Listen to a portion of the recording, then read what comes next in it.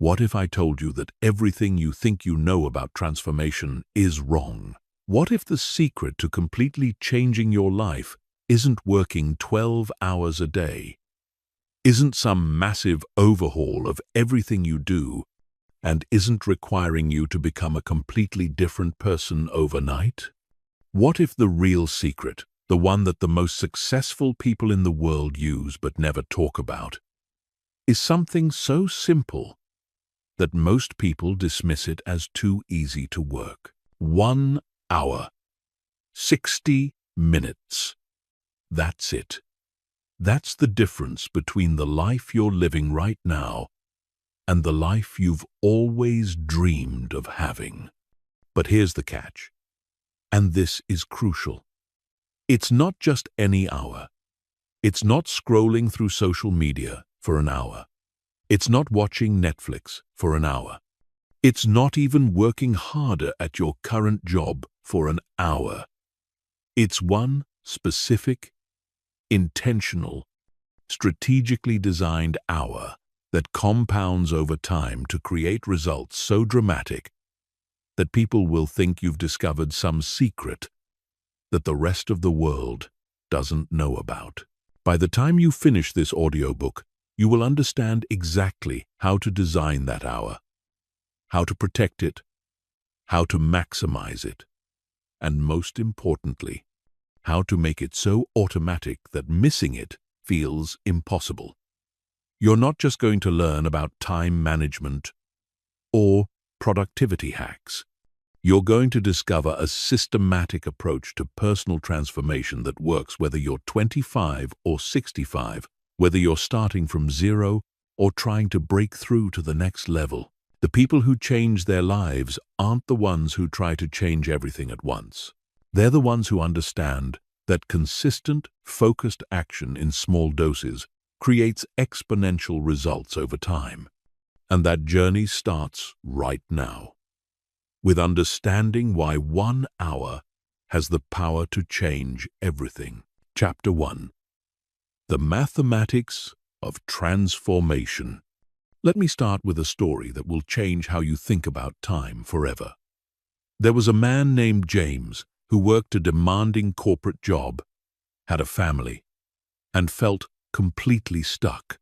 He looked at successful people and thought they must have some secret, some advantage he didn't have. Then he discovered something that changed everything. He realized that the most successful people he knew weren't working 24 hours a day. They weren't superhuman. They had simply mastered the art of the intentional hour. Here's what James discovered, and what most people never realize. The difference between extraordinary success and mediocrity isn't measured in years or months. It's measured in hours. Specifically, it's measured in how you use 1 hour per day consistently over time. When you understand the mathematics of this transformation, everything changes. Let's break down the numbers, because they are absolutely mind-blowing. If you dedicate 1 focused hour per day to personal development, skill building, or working toward a specific goal, that's 7 hours per week. That's 30 hours per month. That's 365 hours per year. Do you realize what 365 hours of focused effort can accomplish? That's more than 9 weeks of full-time work dedicated solely to becoming better at something specific. But here's where it gets really interesting. Most people think linearly. They think that if they put in 1 hour, they get 1 hour of results. But transformation doesn't work that way. Transformation compounds. Each hour builds on the previous hour. Each day of consistent action makes the next day more effective. Each week of progress creates momentum that makes the following week exponentially more powerful. Let's say you decide to dedicate 1 hour per day to learning a high-value skill. In month 1, you're a beginner. You're learning the basics, making mistakes, feeling clumsy. But you're building the foundation. In month 2, those basics start clicking. You begin to see patterns. You make fewer mistakes. In month 3, you start seeing real improvement. By month 6, people begin to notice. By month 12, you're operating at a level that most people never reach because they never committed to the consistent hour. But the real magic happens in year 2. Now you're not just learning, you're innovating. You're combining what you've learned in unique ways. You're solving problems that beginners can't even see. You're creating value that commands attention, respect, and often significantly more money. This is the compound effect of the daily hour, and it's available to anyone willing to commit to the process. Consider the alternative. Most people spend their free time randomly. They might watch television for 2 hours one day, scroll social media for an hour the next day, play video games for 3 hours on the weekend. At the end of the year, they've spent hundreds of hours consuming content, but they have nothing to show for it. No new skills, no progress toward meaningful goals, no transformation. They're essentially the same person they were 12 months ago, just 1 year older. The person who commits to the daily hour is living in a completely different reality. While others are consuming, they're creating. While others are being entertained, they're building expertise. While others are staying the same, they're evolving into someone completely new. And the gap between these two approaches gets wider every single day. But here's what most people miss. The hour isn't just about the skill you're building or the goal you're pursuing. The hour is rewiring your brain for success. Every day that you choose productive action over passive consumption, you're strengthening your discipline muscle. Every day that you prioritize long-term growth over immediate gratification, you're training yourself to think like a successful person. Every day that you commit to the hour, regardless of how you feel, you're proving to yourself that you're the type of person who follows through on commitments. This is why the daily hour changes everything. It's not just about what you accomplish during those 60 minutes. It's about who you become as a result of protecting and maximizing those 60 minutes every single day. You become someone who values growth over comfort. You become someone who understands delayed gratification. You become someone who builds rather than just consumes. And once you become that person, success in every area of your life becomes inevitable. Chapter 2. Why most people fail before they start. Before we dive into how to design your transformational hour, we need to address the elephant in the room. Most people who hear about this concept will never even try it. And of those who do try it, most will quit within the first week. This isn't because the concept doesn't work. It's because they fall into predictable traps that sabotage them before they even give themselves a real chance to succeed. The first trap is what I call the all-or-nothing mentality. These people hear about dedicating 1 hour per day and immediately think they need to do more. They tell themselves that 1 hour isn't enough, so they plan to dedicate 2 hours or 3 hours, or they create some elaborate routine that requires them to wake up at 5 in the morning and completely restructure their entire life. Within a few days, this becomes unsustainable. They miss a day, feel like they've failed, and quit entirely. Here's the truth that high achievers understand, but most people miss. Consistency beats intensity every single time. It's better to do something small consistently than to do something big inconsistently. The person who dedicates 30 minutes per day for a year will accomplish dramatically more than the person who dedicates 3 hours per day for a month. and then burns out. The daily hour works precisely because it's sustainable. It's significant enough to create real progress, but manageable enough to maintain even when life gets chaotic. The second trap is the perfect conditions fallacy. These people convince themselves that they need to wait until they have the perfect setup, the perfect schedule, the perfect environment before they can start.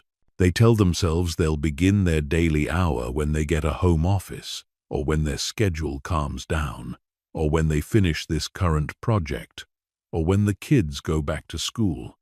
Meanwhile, months pass. Conditions never become perfect, and they never start. Successful people understand that perfect conditions don't exist. They start with whatever conditions they have and improve them along the way. They might begin their daily hour sitting at their kitchen table at 6 in the morning before anyone else wakes up. They might use their lunch break at work. They might dedicate the hour after dinner instead of watching television. They don't wait for perfect. They start with possible and make it better over time. The third trap is the motivation dependency mistake. These people start strong when they're feeling motivated and inspired. They attack their daily hour with enthusiasm for the first few days or weeks. But then life happens. They have a bad day at work. They don't sleep well.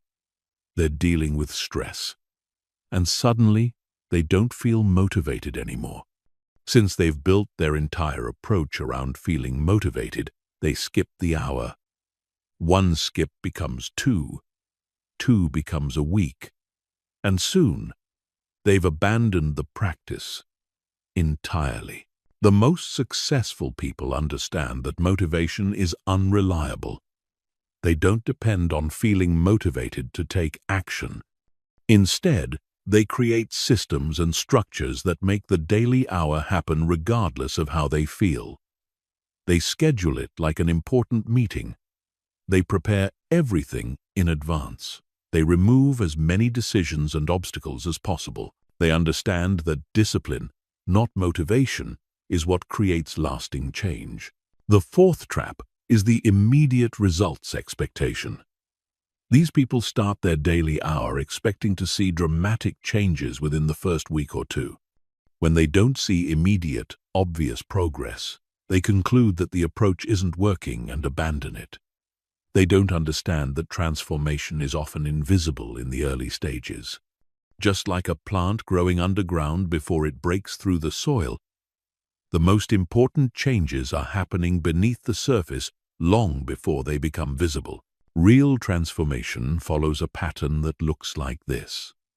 For the first month, progress feels slow and almost imperceptible. You might even question whether anything is happening. In the second month, you start to notice small improvements. By the third month, others begin to notice changes. By the sixth month, the progress becomes undeniable. By the 12th month, you've transformed into someone almost unrecognizable from where you started.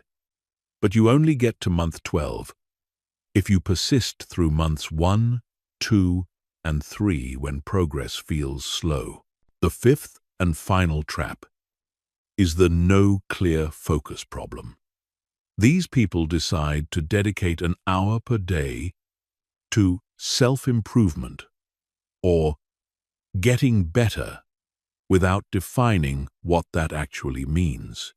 They spend 15 minutes reading, 20 minutes watching motivational videos, 10 minutes planning their goals, and 15 minutes working on a skill.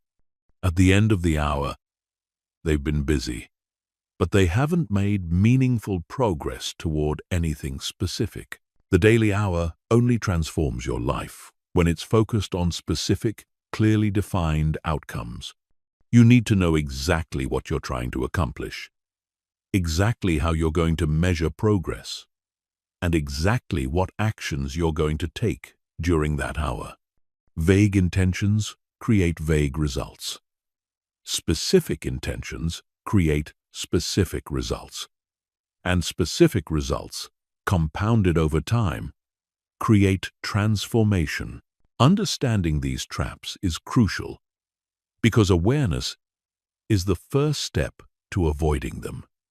When you start your daily hour practice, you'll be tempted by every one of these traps. You'll want to do more than 1 hour. You'll want to wait for better conditions. You'll skip days when you don't feel motivated. You'll expect immediate results. You'll be tempted to work on multiple things at once. Knowing that these temptations are coming gives you the power to resist them and stay committed to the process that actually creates lasting change. Chapter 3. The Anatomy of a Perfect Hour. Not all hours are created equal. You could spend an hour scrolling through social media, and at the end of that hour, you'd be exactly the same person you were when you started, possibly even worse off, because you've trained your brain to crave distraction and instant gratification. But you could also spend an hour in such a focused, intentional way that it literally moves you closer to becoming the person you want to be. The difference isn't the amount of time. It's how that time is structured and used. The perfect transformational hour has 4 distinct phases, and understanding each phase is crucial to maximizing your results. These phases are preparation, activation, execution, and integration. Master these 4 phases, and your daily hour becomes a powerful engine for personal transformation. The preparation phase takes the first 5 to 10 minutes of your hour, and this is where most people make their first mistake. They dive straight into action without properly preparing their mind and environment for deep, focused work. This is like trying to drive a car without warming up the engine. It might work, but you're not going to get optimal performance, and you're going to create unnecessary stress on the system. During the preparation phase, you're doing 3 critical things. First, you're eliminating distractions. This means your phone is in another room or in airplane mode.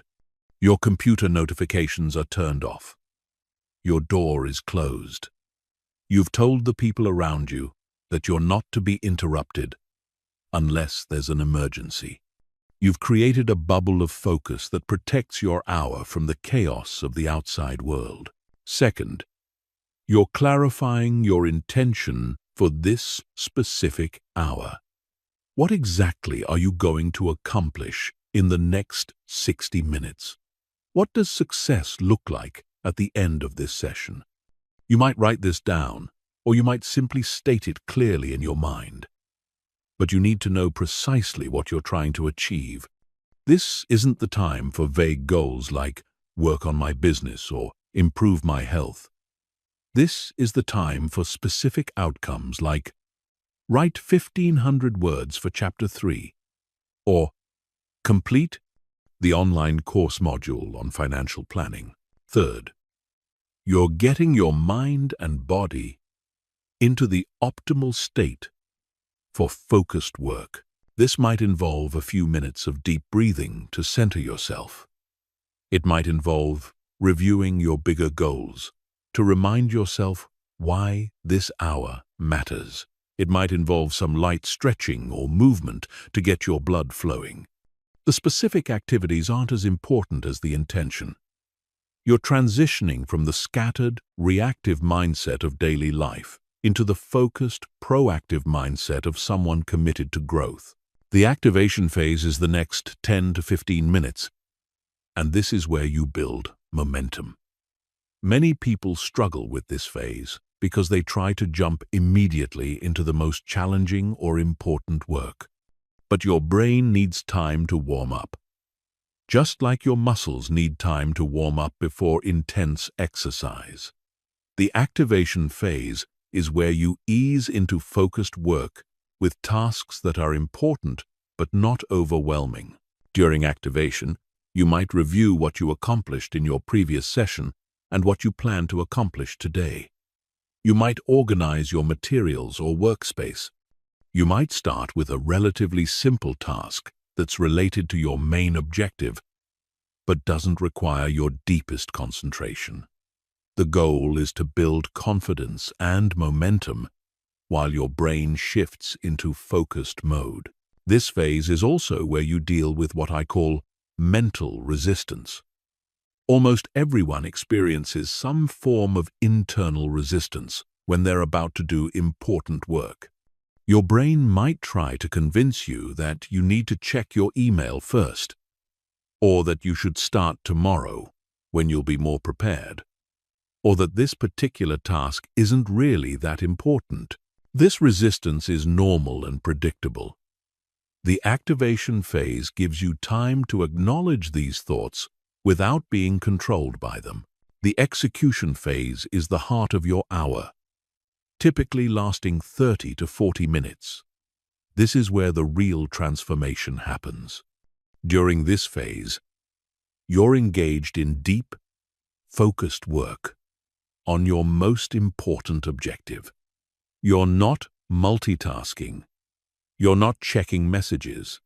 You're not allowing your mind to wander to other projects or responsibilities. You're completely absorbed in the task at hand. The key to maximizing the execution phase is what psychologists call flow state. Flow is a mental state where you're completely immersed in an activity, where time seems to disappear, where you're performing at your peak level without conscious effort. When you're in flow, you accomplish more in 30 minutes than most people accomplish in 3 hours of distracted work. Creating flow requires 3 conditions. First, the task must be challenging enough to engage your full attention, but not so difficult that it creates anxiety. Second, you must have clear goals and immediate feedback about your progress. Third, you must eliminate all distractions and interruptions. When these 3 conditions are met, flow becomes possible, and your execution phase becomes exponentially more effective. During execution, you're also practicing what I call progressive overload for the mind. Just like muscles grow stronger when they're progressively challenged with heavier weights, your mental capacity grows stronger when it's progressively challenged with deeper focus and more complex tasks. Each day that you successfully complete a focused execution phase, you're increasing your ability to focus for longer periods and tackle more challenging work. The integration phase is the final 5 to 10 minutes of your hour, and this is where you consolidate the progress you've made. Most people skip this phase entirely, moving directly from focused work back into the chaos of their day.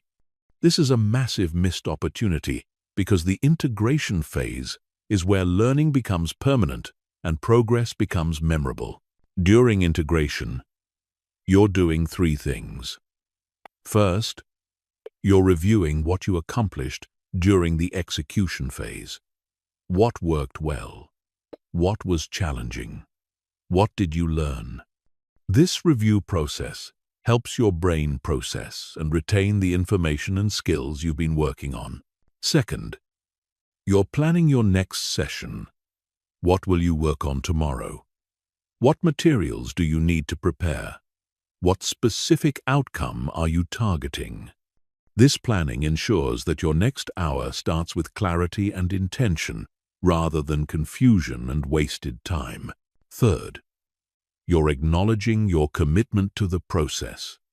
You've just invested an hour in becoming better, and that deserves recognition. This isn't about ego or self-congratulation. It's about reinforcing the neural pathways that associate focused work with positive feelings. The more your brain connects the daily hour with feelings of accomplishment and progress, the easier it becomes to maintain the habit. When you structure your hour with these 4 phases, something magical happens.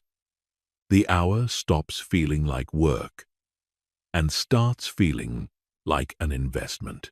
You begin to crave the focused time rather than resist it. You start to see clear progress rather than wondering if you're making any difference. And most importantly, you develop the kind of deep focus and systematic approach to improvement that separates high achievers from everyone else. Chapter 4. Choosing your life. Changing focus. The most successful people in the world are not the ones who try to improve everything at once. They are the ones who identify the single most important area for improvement and focus on it with obsessive intensity until they achieve breakthrough results. This principle is absolutely critical when it comes to designing your transformational hour. The temptation will be to work on multiple goals, to diversify your efforts, to hedge your bets. But this approach, while it feels safer, is actually the enemy of real transformation. Think about it this way. If you have 1 hour per day and you split it between learning a new language, building a business, getting in shape, improving your relationships, and developing a new skill, you're really only dedicating 12 minutes per day to each area. 12 minutes per day, even done consistently for a year, is not enough to create breakthrough results in any area. You'll make incremental progress in multiple areas, but you won't experience the kind of dramatic transformation that changes your life. But if you take that same hour and focus it entirely on one area for an extended period of time, the results become exponential. 1 hour per day dedicated to building a business for a year can literally create a 6-figure income. 1 hour per day dedicated to learning a high-value skill can make you one of the most competent people in your field. 1 hour per day dedicated to health and fitness can completely transform your body and energy levels. The key is choosing one focus and committing to it completely. So, how do you choose the right focus? This is one of the most important decisions you'll make, because it determines whether your daily hour creates life-changing results or just modest improvements. The wrong choice can waste months or even years of consistent effort. The right choice can accelerate your entire life trajectory. The first filter for choosing your focus is impact. You want to identify the area where improvement will have the greatest positive effect on every other area of your life. For most people, this falls into one of 4 categories: health and energy, financial skills and earning ability, relationships and communication skills, or mindset and emotional management. Health and energy affects everything else. When you have abundant physical energy, you perform better at work. You're more patient with your family. You think more clearly, and you're more resilient in the face of challenges. Many people underestimate how much their lack of energy is holding them back in every area of their life.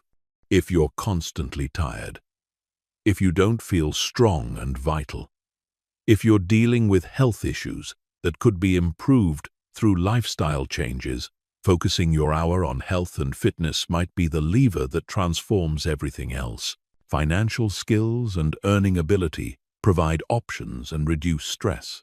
Money isn't everything, but financial stress affects your relationships, your health, your peace of mind, and your ability to pursue your dreams. If you're living paycheck to paycheck, if you're not building wealth for the future, if you're in a career that doesn't fulfill you financially, focusing your hour on developing skills that increase your earning ability might be the most logical choice. Relationships and communication skills affect your success in every context. Whether you're trying to advance in your career, build a business, maintain a marriage, or raise children. Your ability to communicate effectively and build strong relationships is fundamental. If you struggle with conflict, if you have trouble connecting with people, if you want to become more influential and persuasive, focusing your hour on developing these skills could transform every area of your life. Mindset and emotional management is the foundation everything else is built on. Your beliefs about what's possible, your ability to manage stress and negative emotions, your resilience in the face of setbacks, your confidence in pursuing challenging goals. These mental and emotional skills determine what you're willing to attempt and how likely you are to succeed.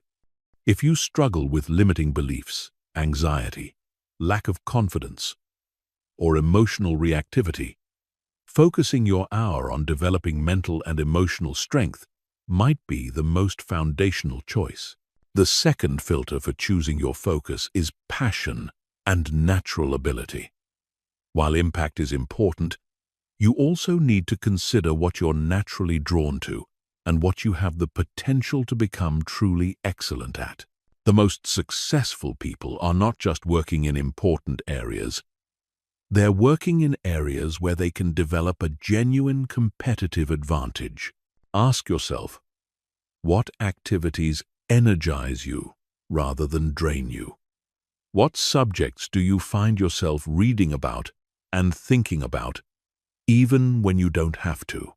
What skills do other people frequently compliment you on? What achievements in your past make you feel most proud? These questions can help you identify areas where you have both natural interest and natural ability. The third filter is opportunity and timing.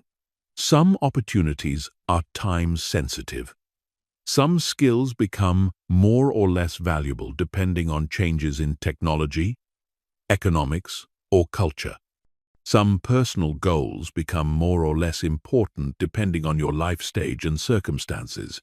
For example, if you're in your 20s, focusing on developing skills that increase your earning potential might be more valuable than if you're in your 60s and already financially secure.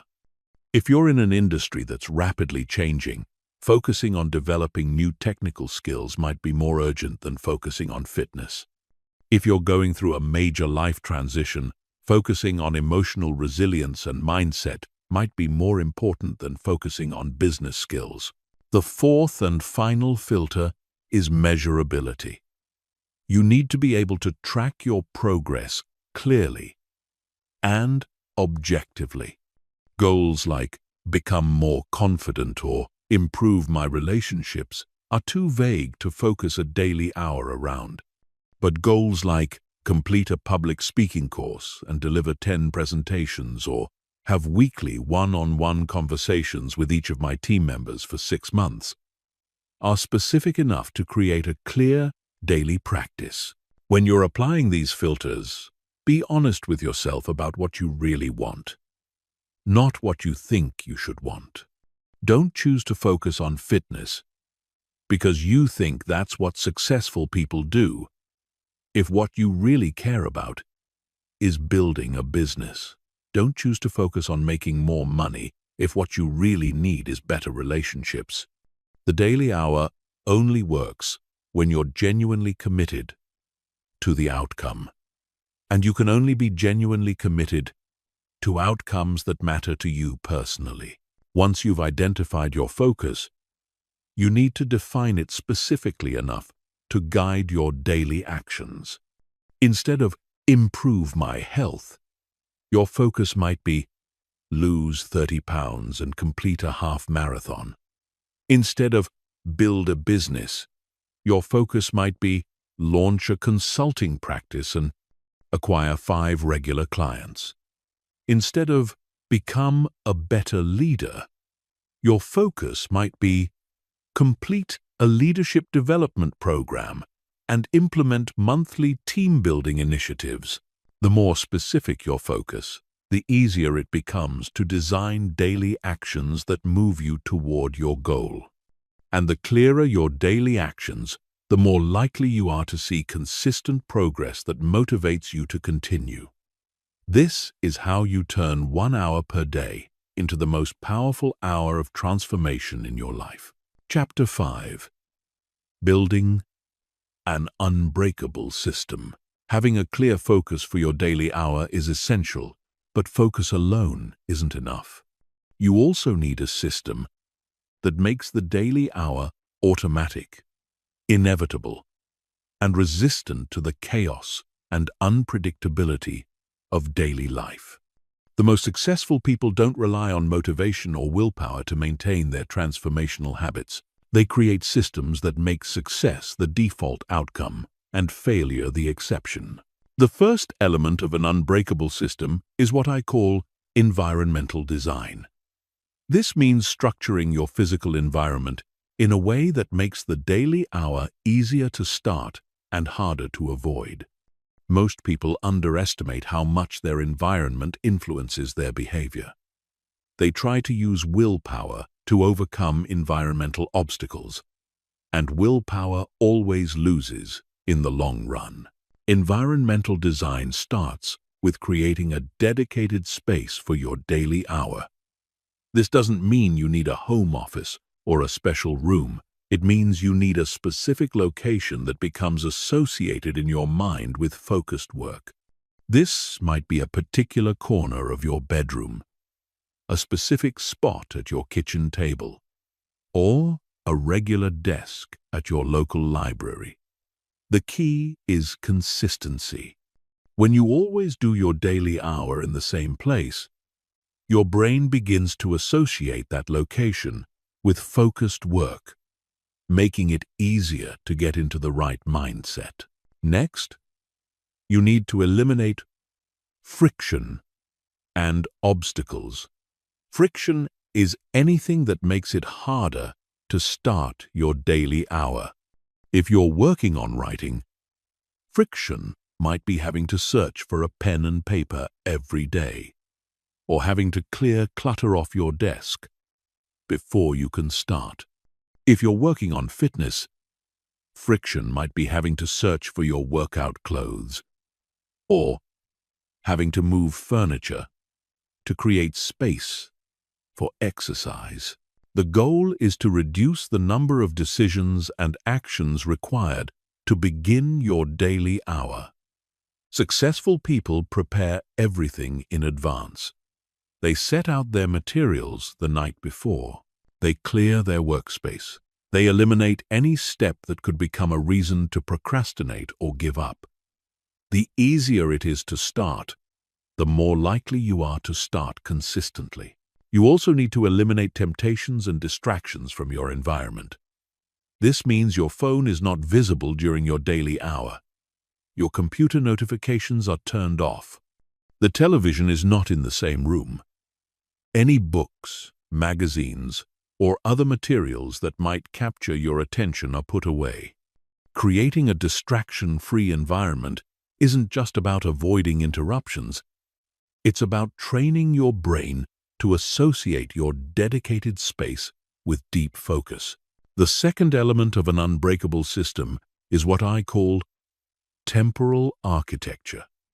This means designing the timing and structure of your daily hour in a way that fits naturally into your existing life and becomes a non-negotiable part of your routine. Most people make the mistake of trying to find time for their daily hour. They look at their schedule and try to squeeze the hour into whatever gaps are available. This approach sets you up for failure because gaps in your schedule are unpredictable and often disappear when life gets busy. Instead of finding time, you need to create time by making the daily hour a fixed appointment with yourself. The best time for most people is early in the morning, before the demands and distractions of the day begin. When you do your daily hour first thing in the morning, you guarantee that it happens regardless of what chaos emerges later in the day. You also benefit from having your highest mental energy and willpower available for your most important work. But early morning doesn't work for everyone, and that's okay. The key is consistency, not timing. If you're naturally a night person, your daily hour might be more effective in the evening. If you have young children who wake up early, your daily hour might need to happen during lunch break or after they go to bed. The important thing is to choose a time that you can protect consistently and then treat that time as sacred. You also need to create what I call activation rituals that signal to your brain that it's time for focused work. These are specific actions you take immediately before your daily hour that put you into the right mental state. Your activation ritual might be making a cup of coffee, doing 5 minutes of meditation, reviewing your goals, or listening to a particular song. The specific activities matter less than the consistency.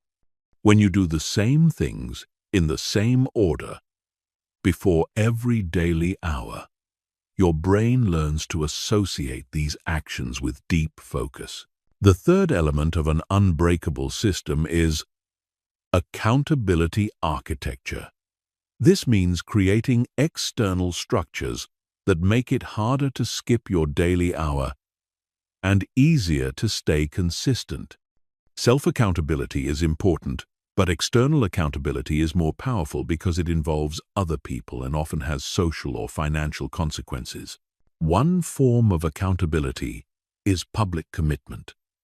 When you tell other people about your daily hour goal, you create social pressure to follow through. This might mean announcing your goal on social media, telling your family and friends, or joining a group of people working towards similar goals. The knowledge that other people are watching and expecting you to succeed creates additional motivation to maintain consistency. Another form of accountability is finding an accountability partner. This is someone who is also working on personal development goals and who agrees to check in with you regularly about your progress.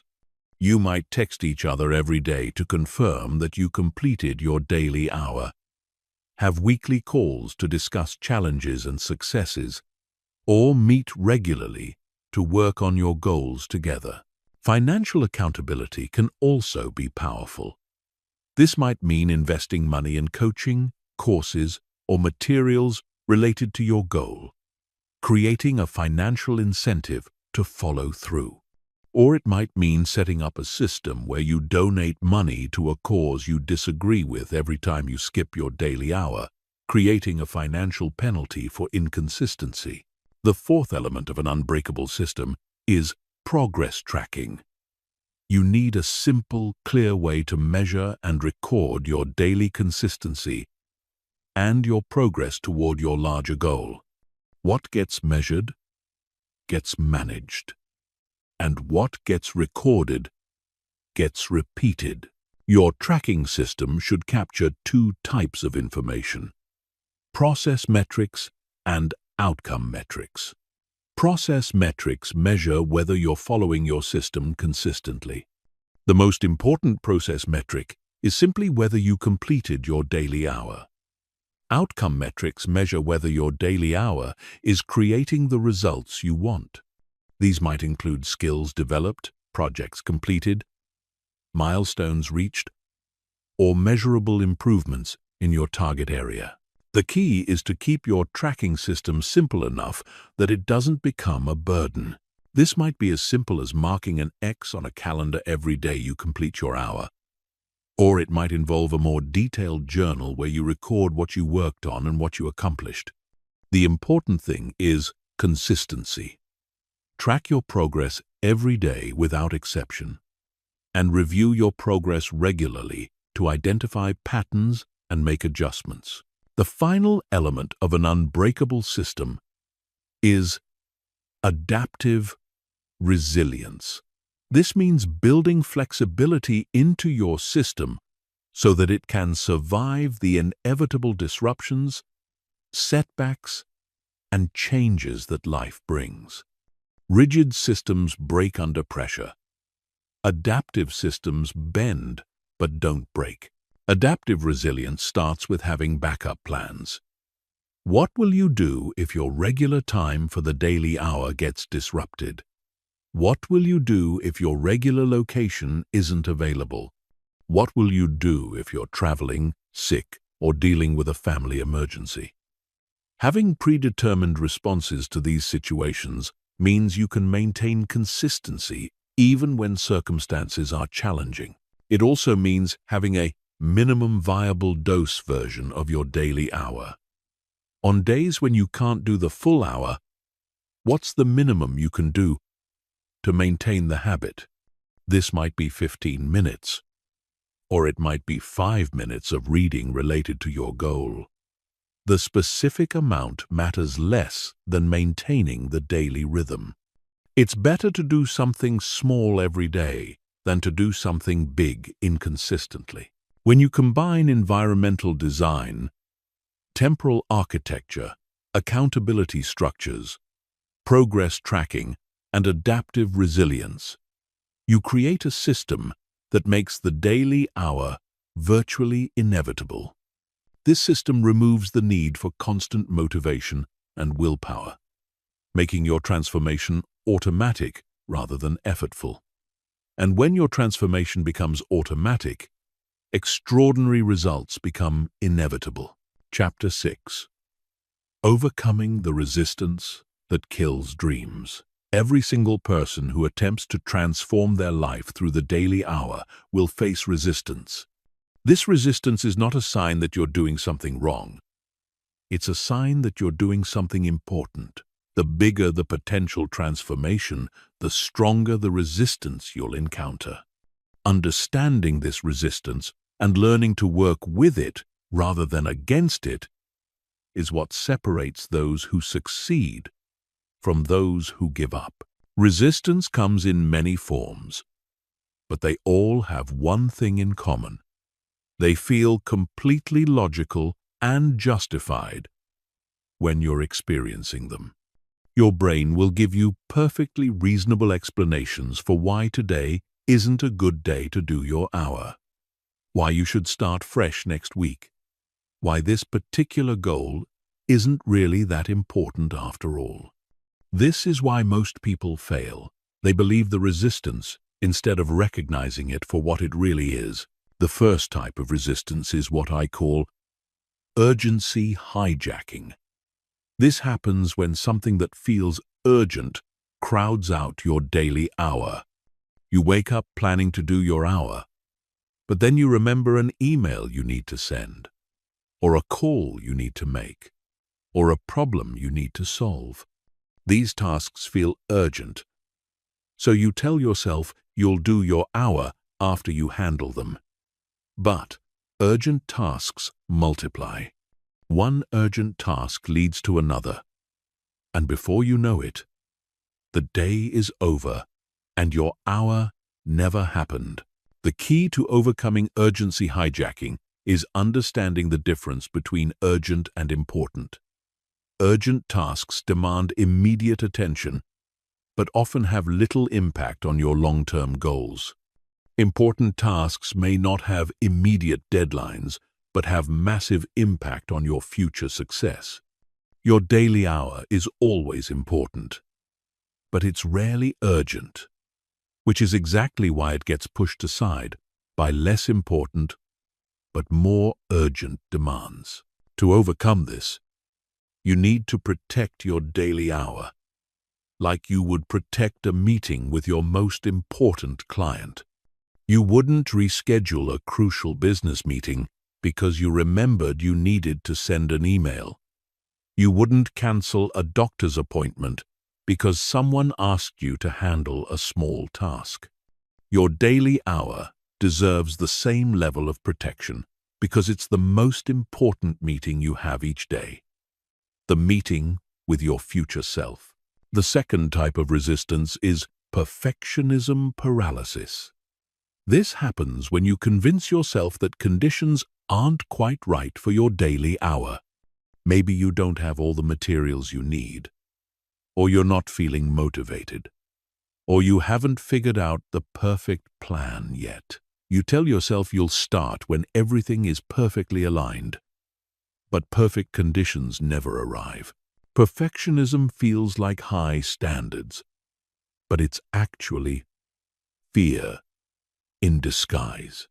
It's the fear of starting something and not doing it perfectly, the fear of making mistakes, the fear of discovering that you're not as capable as you hoped. But here's what perfectionists miss. Progress beats perfection every single time. A mediocre hour of focused work is infinitely more valuable than a perfect hour that never happens. To overcome perfectionism paralysis, embrace the concept of good enough to start. You don't need perfect conditions. You need conditions that are good enough to begin. You don't need the perfect plan. You need a plan that's good enough to take the first step. You don't need to feel perfectly motivated. You need to feel motivated enough to start. Once you begin, momentum takes over, and what seemed impossible from the outside becomes manageable from the inside. The third type of resistance is comparison discouragement.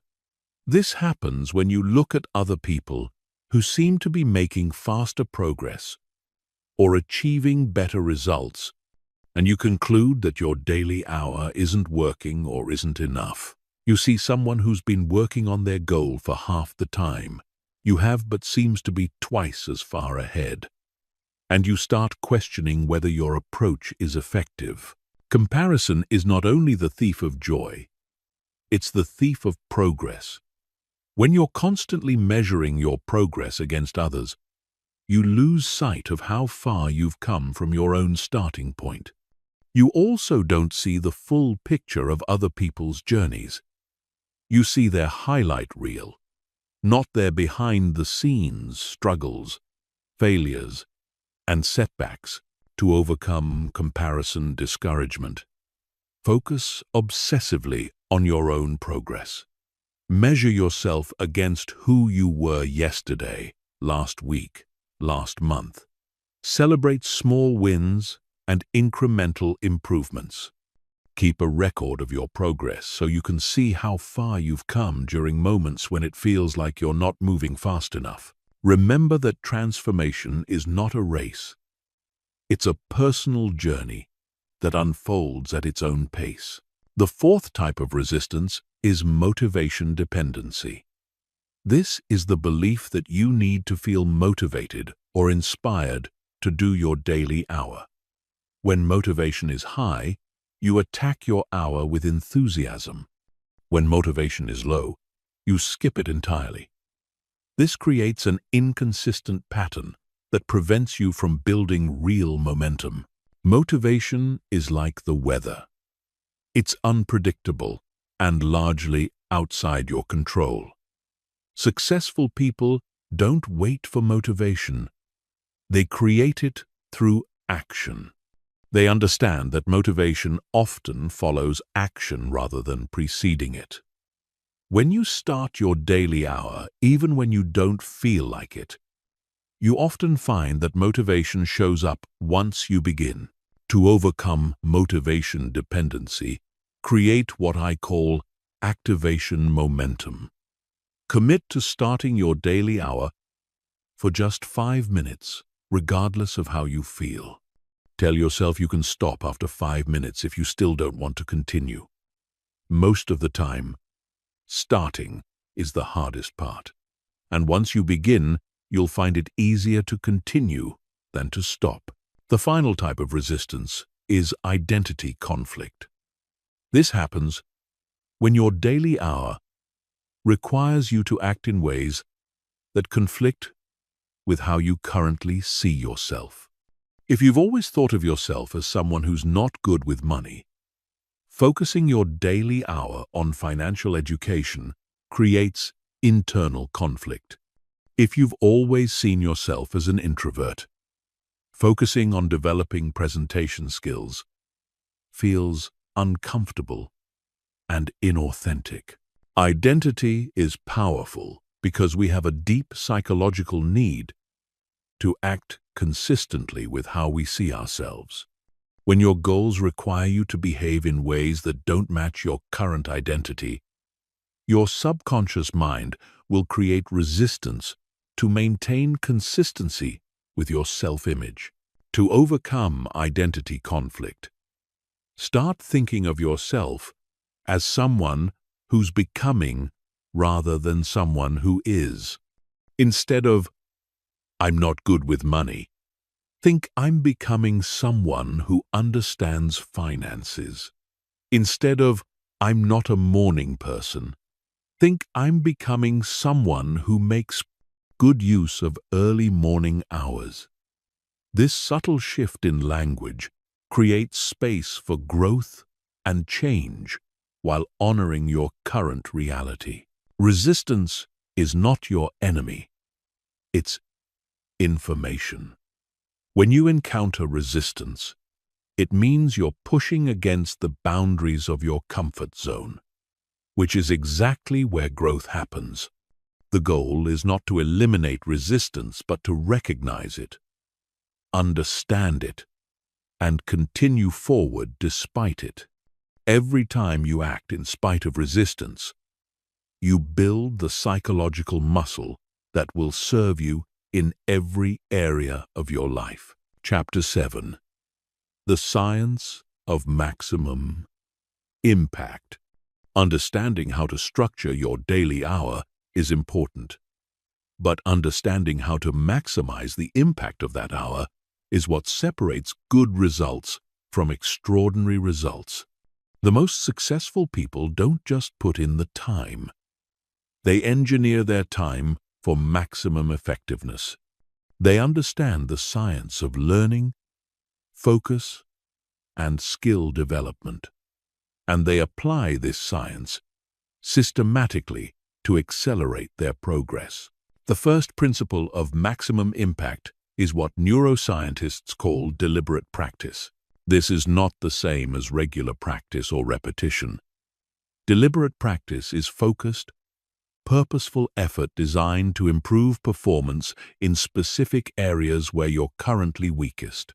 It requires constant attention, immediate feedback, and willingness to work at the edge of your current ability. Most people practice at a level that's comfortable for them. They work on things they're already good at, avoid areas where they struggle, and mistake activity for progress. But deliberate practice is deliberately uncomfortable.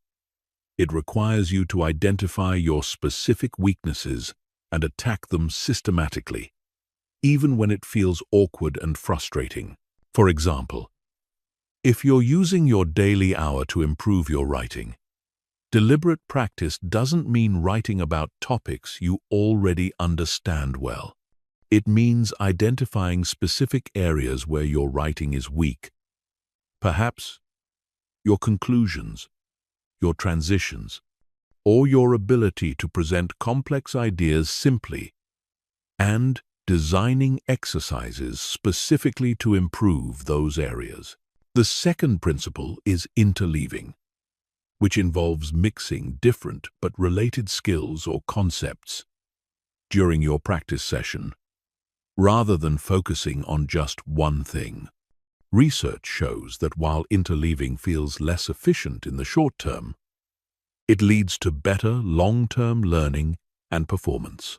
If you're learning a new language, instead of spending your entire hour on vocabulary, you might spend 20 minutes on vocabulary, 20 minutes on grammar, and 20 minutes on conversation practice. If you're developing business skills, you might alternate between studying marketing concepts, working on financial planning, and practicing presentation skills within the same session. Interleaving works because it forces your brain to constantly discriminate between different concepts and contexts, strengthening the neural pathways that support understanding and recall. It also prevents the kind of mindless repetition that feels productive but doesn't actually improve performance. The third principle is spaced repetition, which involves reviewing and practicing previously learned material at increasing intervals. Most people learn something once and then move on to new material. But this approach leads to rapid forgetting. Spaced repetition ensures that important information and skills become permanently embedded in long-term memory. If you're building expertise in any field, dedicate a portion of each daily hour to reviewing and reinforcing what you've learned in previous sessions. This might mean reviewing notes from last week, practicing skills you learned last month, or revisiting concepts you studied 3 months ago. This review doesn't feel as exciting as learning new material, but it's essential for building the kind of deep, permanent knowledge that creates expertise. The fourth principle is progressive overload, borrowed from exercise science, but applicable to any kind of skill development. Just as muscles grow stronger when they're progressively challenged with heavier weights, cognitive abilities grow stronger when they're progressively challenged with more difficult tasks. This means your daily hour should become progressively more challenging over time. If you started by reading beginner-level material, you should gradually move to intermediate and then advanced material. If you started with simple projects, you should gradually take on more complex challenges. If you started with short practice sessions, you should gradually extend the duration and intensity of your work. Progressive overload requires careful calibration. The challenge needs to be significant enough to promote growth, but not so overwhelming that it creates discouragement or burnout. A good rule of thumb is to increase the difficulty by about 10% each week, whether that means reading more complex material, tackling larger projects, or extending your focus time.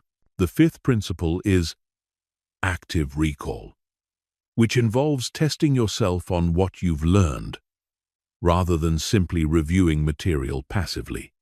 Research consistently shows that retrieving information from memory strengthens learning much more effectively than rereading or highlighting.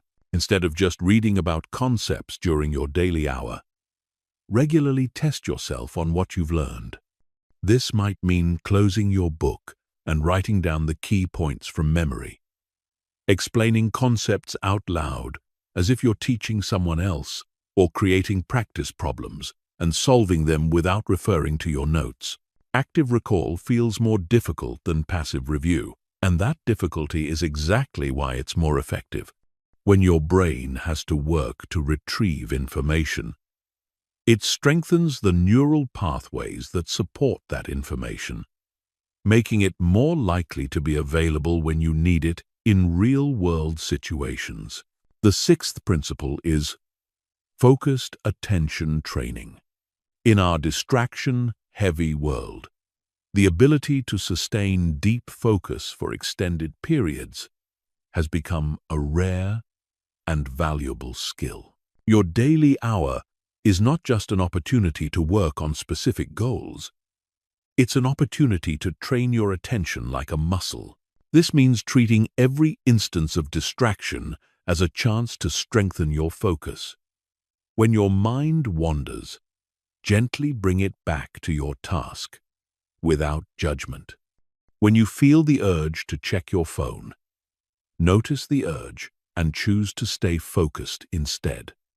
When you encounter a difficult concept that makes you want to give up, push through the discomfort and stay engaged. Over time, this attention training carries over into every other area of your life. You become someone who can focus deeply when focus is required, who can resist distractions when distractions arise, who can persist through difficulty when persistence is needed. These meta skills are often more valuable than any specific knowledge or skill you develop during your daily hour. The seventh and final principle is Environmental optimization. Your physical environment has a massive impact on your cognitive performance, but most people never think deliberately about how to optimize their environment for learning and focus. Temperature matters. Research shows that most people perform best in environments between 68 and 72 degrees Fahrenheit. Lighting matters. Natural light is best. But if that's not available, bright, full-spectrum artificial light is better than dim or yellow light. Air quality matters. Stuffy, poorly ventilated spaces reduce cognitive performance. Even small environmental details can have significant impacts. The presence of plants has been shown to improve focus and reduce mental fatigue. Certain scents, like peppermint or rosemary, can enhance alertness and memory. Background noise can either help or hurt, depending on the type. Complete silence is ideal for complex cognitive work, while gentle ambient noise can be helpful for creative tasks. During your daily hour, experiment with different environmental conditions and pay attention to how they affect your performance. Find the combination of temperature, lighting, scent, and sound that helps you perform at your best, and then recreate those conditions as consistently as possible. When you apply these 7 principles systematically, your daily hour becomes exponentially more effective. You're not just putting in time. You're engineering that time for maximum learning, maximum skill development, and maximum progress toward your goals. This is the difference between people who work hard and people who work smart.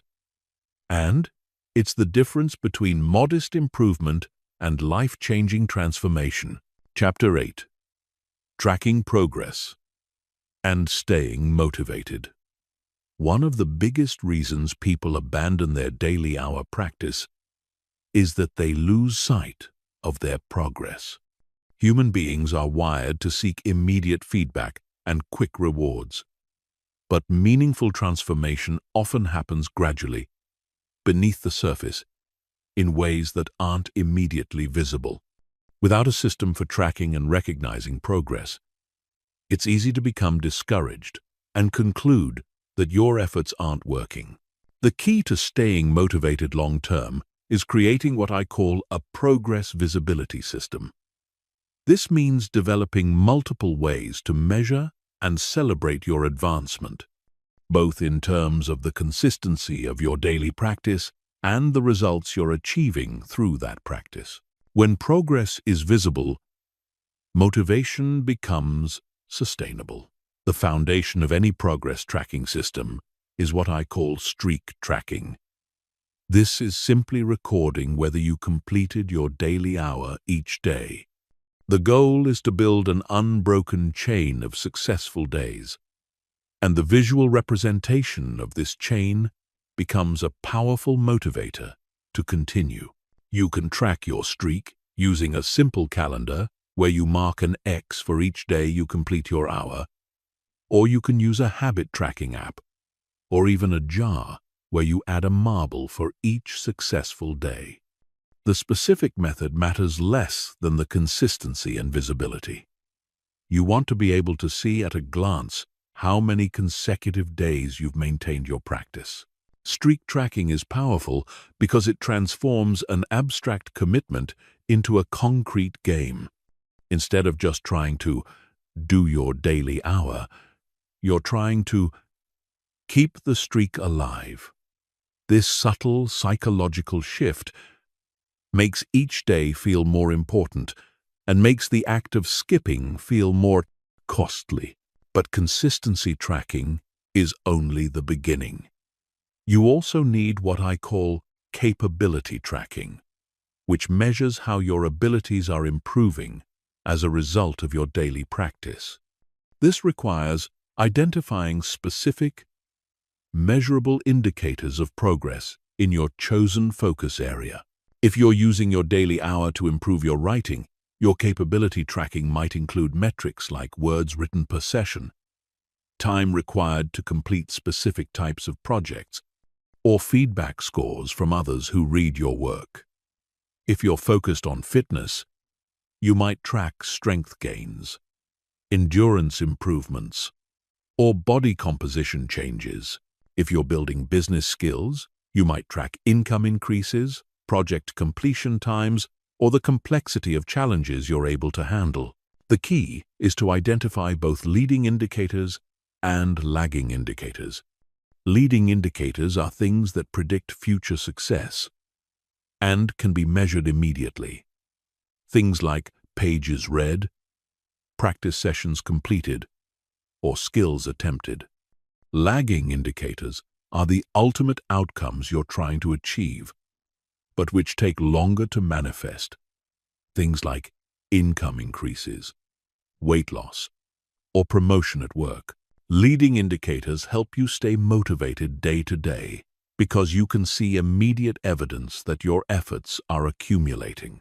Lagging indicators help you stay motivated long term because they show that your daily efforts are creating the ultimate outcomes you desire.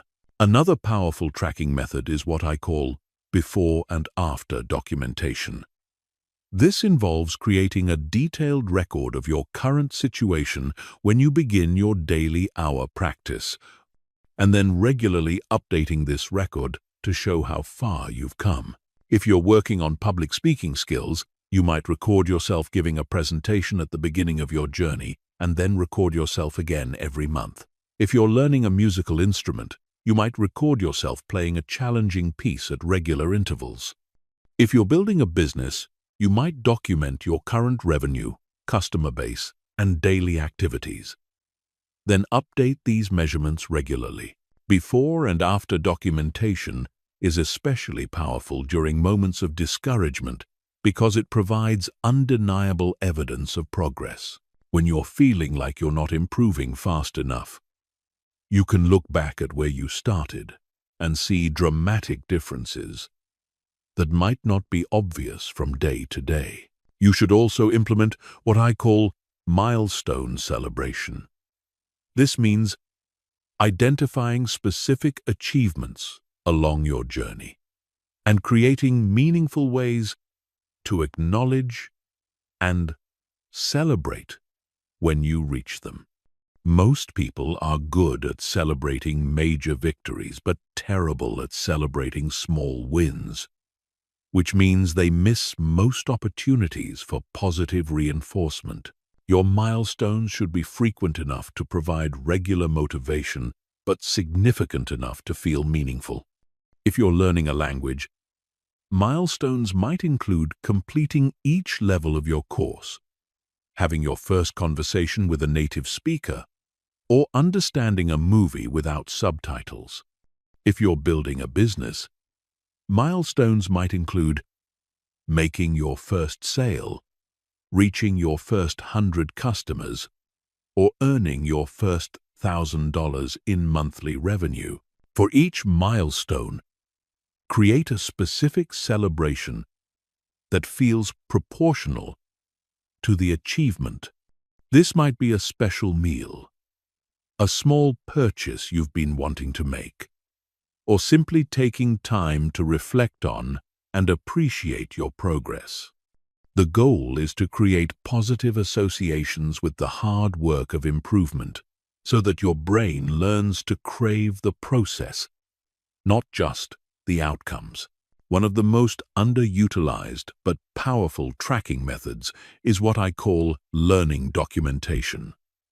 This involves regularly recording not just what you accomplished during your daily hour, but what you learned, what challenges you encountered, and what insights you gained. This might take the form of a daily journal where you spend 5 minutes after each session writing about your experience. What worked well today? What was more difficult than expected? What patterns are you starting to notice? What questions arose that you want to explore further? What connections did you make between new information and things you already knew. Learning documentation serves multiple purposes. It helps consolidate the knowledge and insights from each session, making them more likely to stick in long-term memory.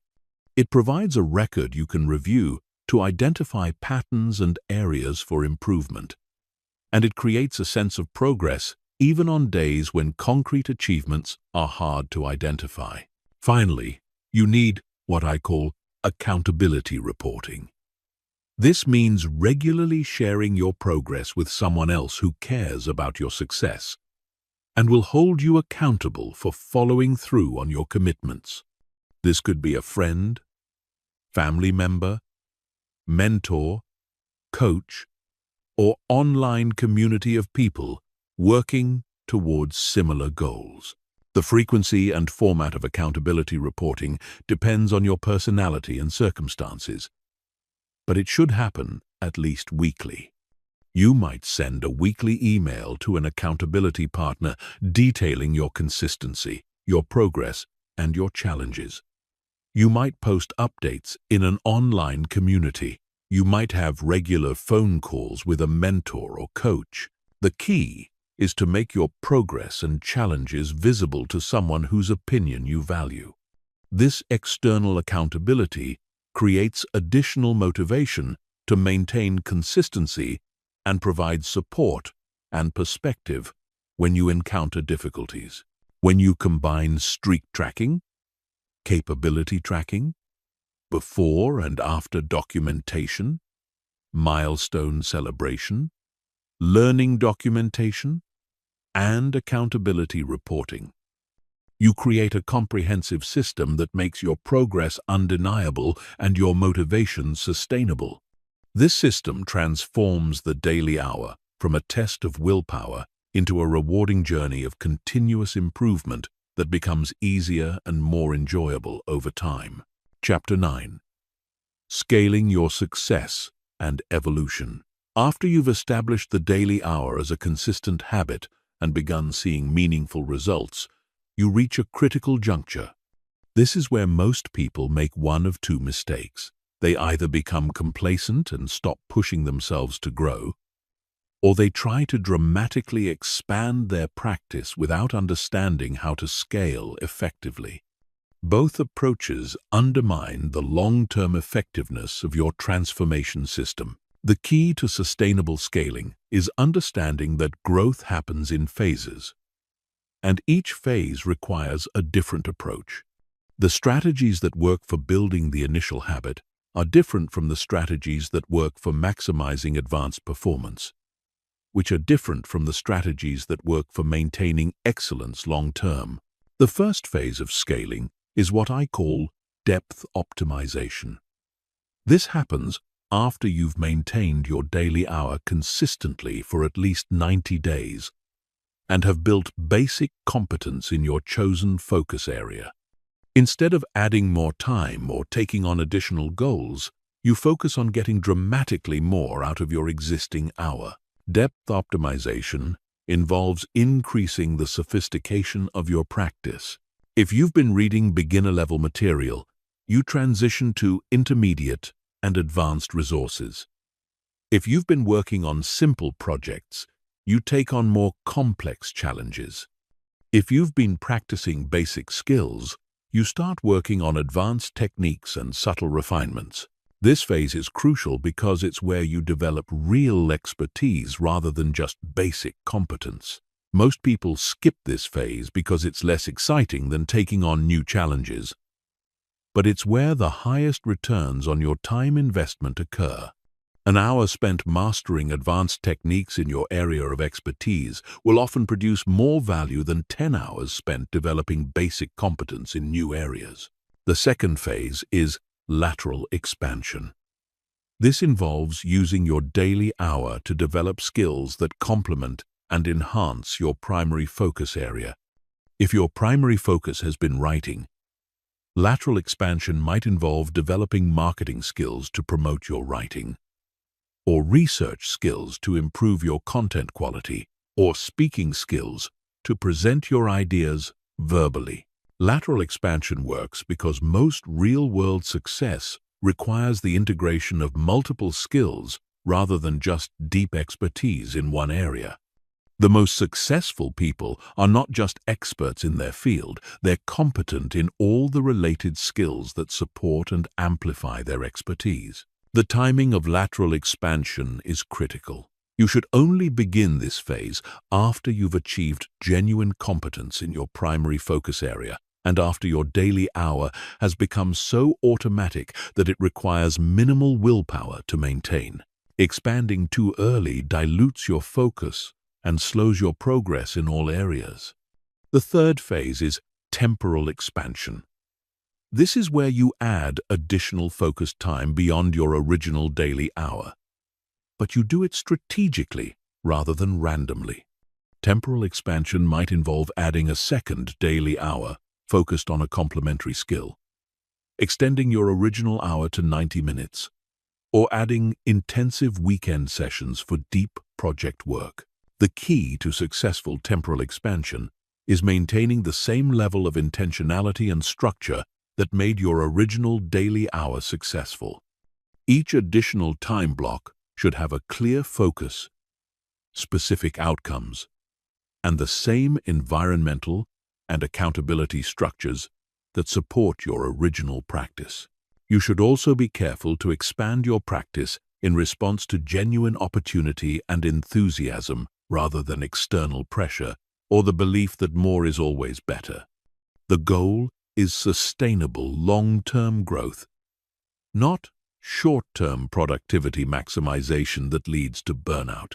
The fourth phase is what I call meta-skill development. This involves using your daily hour to develop the underlying capabilities that make you more effective at everything you do. These might include cognitive skills like critical thinking, creativity, and problem-solving, emotional skills like resilience, self-regulation, and empathy, or social skills like communication, influence, and leadership. Meta-skill development is different from domain-specific skill development because the benefits transfer across all areas of your life. When you improve your ability to think clearly, you become better at everything that requires clear thinking. When you develop emotional resilience, you become more effective in any situation that involves stress or setbacks. This phase often emerges naturally after you've achieved significant success in your original focus area and begin to recognize that your further progress is limited more by these underlying capabilities than by domain-specific knowledge or skills. The fifth and final phase is legacy creation. This involves using your daily hour to share your knowledge, mentor others, or create something that will have lasting impact beyond your own personal development. This might involve teaching, writing, creating educational content, or building systems and processes that help others achieve similar transformations. Legacy creation is fulfilling because it allows you to give back and multiply the impact of your own development. It's also beneficial for your continued growth because teaching and mentoring force you to understand your expertise at a deeper level and continue learning to stay ahead of those you're helping. Throughout all phases of scaling, you must maintain what I call core habit protection. This means that no matter how your practice evolves and expands, you never abandon the fundamental structure that made it successful in the first place. Your daily hour remains daily. Your focus remains intentional. Your environment remains optimized. Your tracking remains consistent. Many people undermine their long-term success by getting excited about new approaches and abandoning the boring fundamentals that created their initial progress. The most successful people understand that evolution should be additive, not replacement. You build on what works rather than constantly starting over with new systems. You should also be prepared for what I call plateau periods. These are times when your progress feels slow or stagnant despite consistent effort. Plateaus are not a sign that your system has stopped working. They're a normal part of any long-term development process. They often occur right before major breakthroughs and represent periods when your brain is consolidating previous learning and preparing for the next level of performance. During plateau periods, resist the temptation to dramatically change your approach or add complexity to your practice. Instead, maintain consistency. Focus on refinement rather than addition, and trust that progress is happening even when it's not immediately visible. Plateaus always end, and they're often followed by periods of rapid advancement. The ultimate goal of scaling is not to create a complex, time-consuming practice that dominates your life. It's to create a sustainable system of continuous improvement that becomes so natural and rewarding that it feels effortless. When you scale effectively, your daily hour doesn't feel like work you have to do. It feels like the most valuable and enjoyable part of your day. Chapter 10. Advanced Strategies for Breakthrough Results. Once you've mastered the fundamentals of the daily hour and established consistent progress, you're ready for advanced strategies that can accelerate your results and help you achieve breakthroughs that seemed impossible when you started. These strategies are not for beginners. They require a solid foundation of discipline, focus, and self-awareness. But when applied correctly, they can compress months or years of ordinary progress into weeks of extraordinary advancement. The first advanced strategy is what I call constraint optimization. This involves artificially limiting your resources, time, or options to force creative solutions and accelerated learning. Most people think that having unlimited time and resources leads to better results. But research consistently shows the opposite. Constraints force innovation, focus, and efficiency. For example, if you've been spending your full hour on a project, try limiting yourself to 45 minutes and see how you adapt. If you've been using comprehensive resources, try accomplishing the same goals with half the materials. If you've been working in ideal conditions, try maintaining your performance in challenging environments. Constraint optimization works because it forces you to identify what's truly essential and eliminate everything that's merely convenient. It pushes you to develop more efficient methods, deeper focus, and creative, problem-solving abilities. The skills you develop under constraints make you exponentially more effective when those constraints are removed. The second advanced strategy is intentional failure integration. This involves deliberately putting yourself in situations where failure is likely, not because you want to fail, but because you want to build resilience and learn from failure in a controlled environment.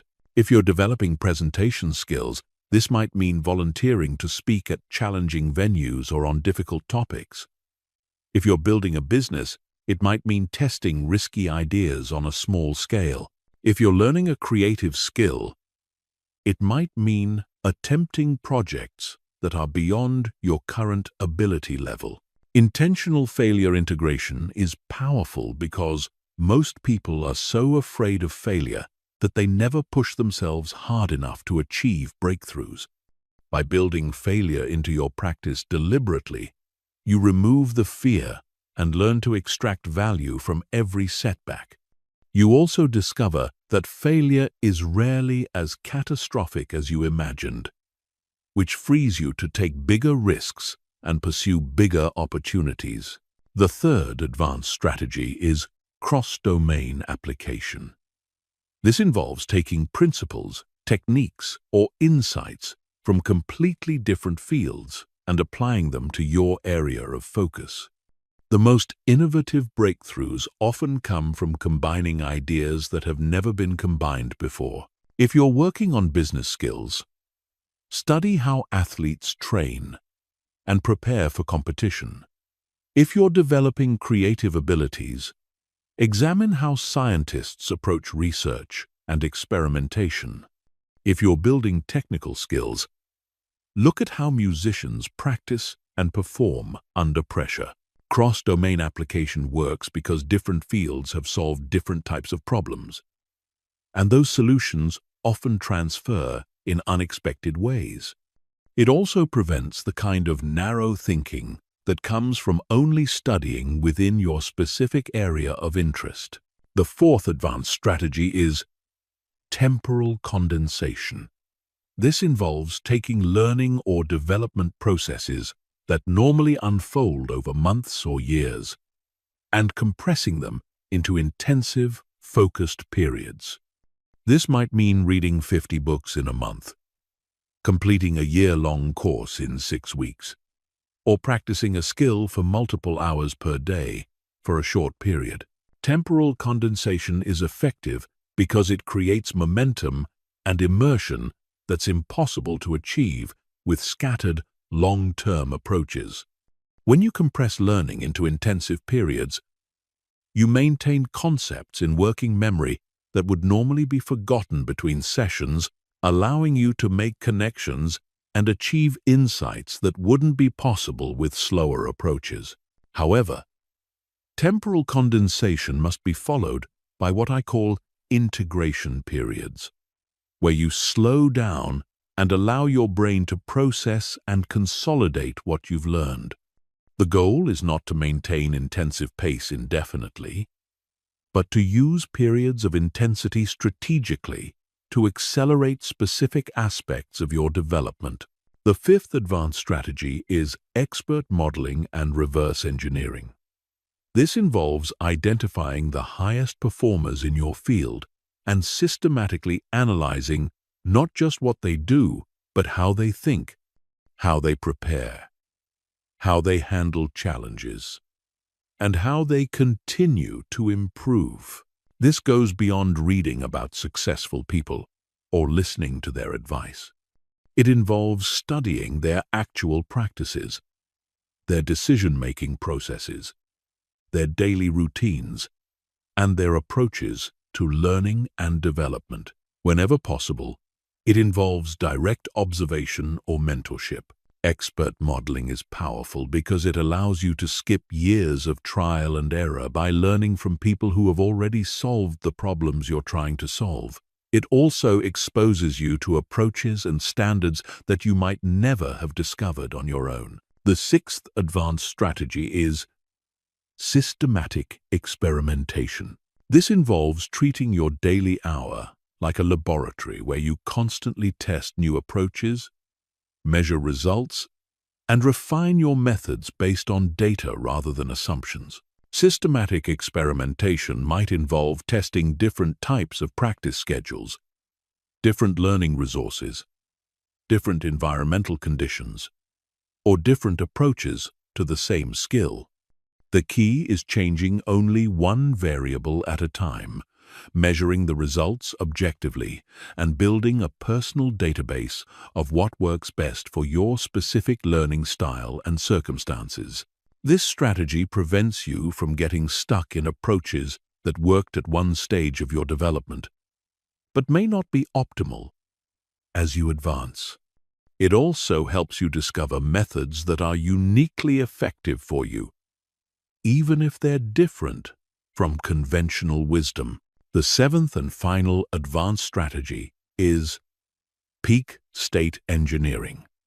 This involves understanding the specific mental, emotional, and physical conditions that allow you to perform at your absolute best, and then systematically creating those conditions during your daily hour. Peak state engineering requires careful self-observation and experimentation. You need to identify the times when you feel most focused, most creative, most energetic, and most capable, and then analyze what factors contributed to those states.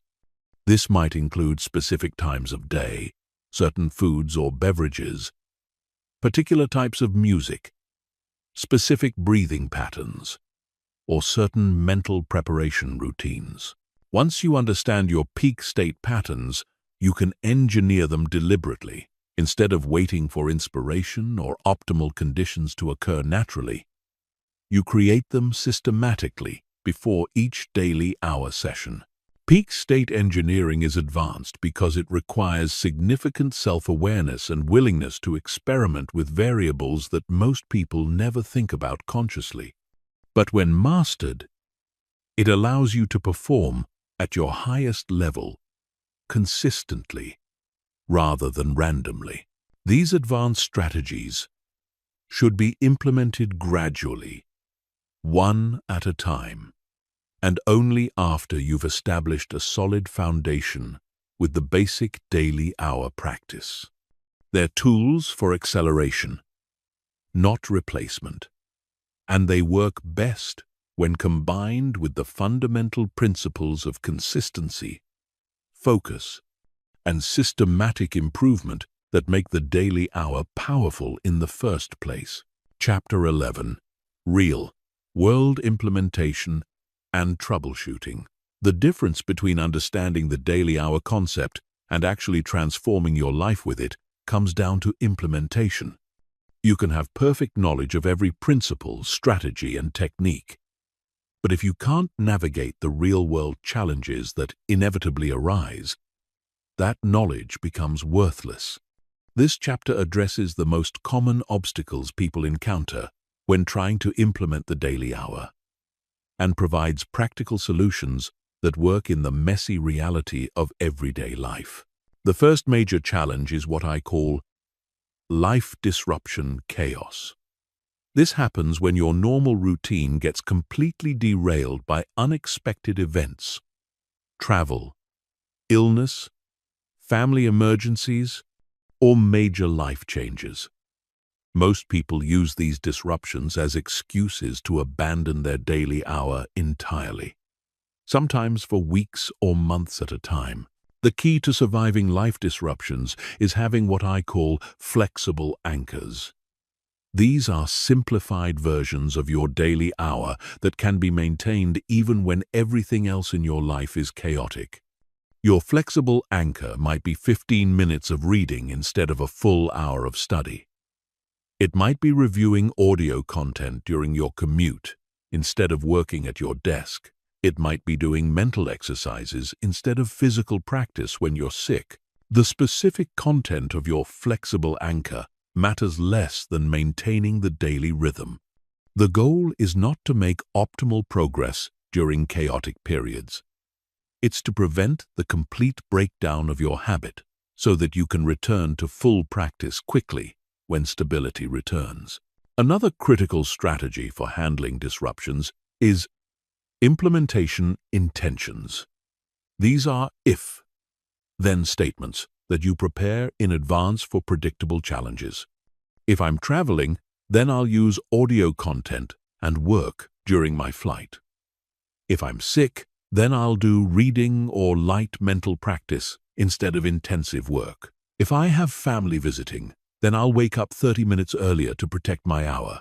By thinking through likely scenarios in advance and creating specific plans for each one, you remove the need to make decisions during stressful moments when your willpower is already compromised. The second major challenge is energy and motivation fluctuation. Even people who successfully establish the daily hour habit find that some days they feel energetic and motivated, while other days they feel tired, resistant. Most people make the mistake of trying to maintain the same intensity regardless of how they feel, which leads to burnout and eventual abandonment of the practice. A better approach is adaptive intensity. This means having different versions of your daily hour that match your current energy and motivation levels. On high-energy days, you tackle your most challenging projects and push your boundaries.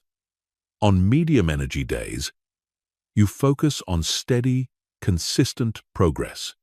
On low energy days, you do maintenance work, review previous material, or engage in lighter practice.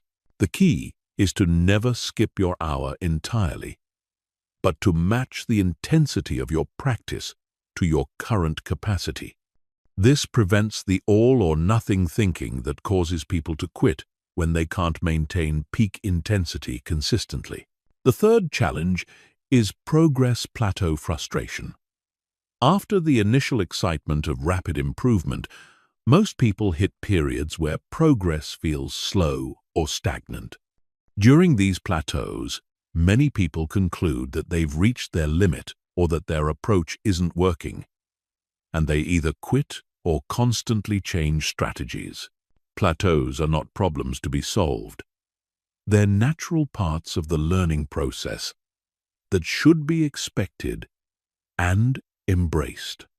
During plateau periods, focus on consistency rather than progress, refinement rather than addition, and process rather than outcomes.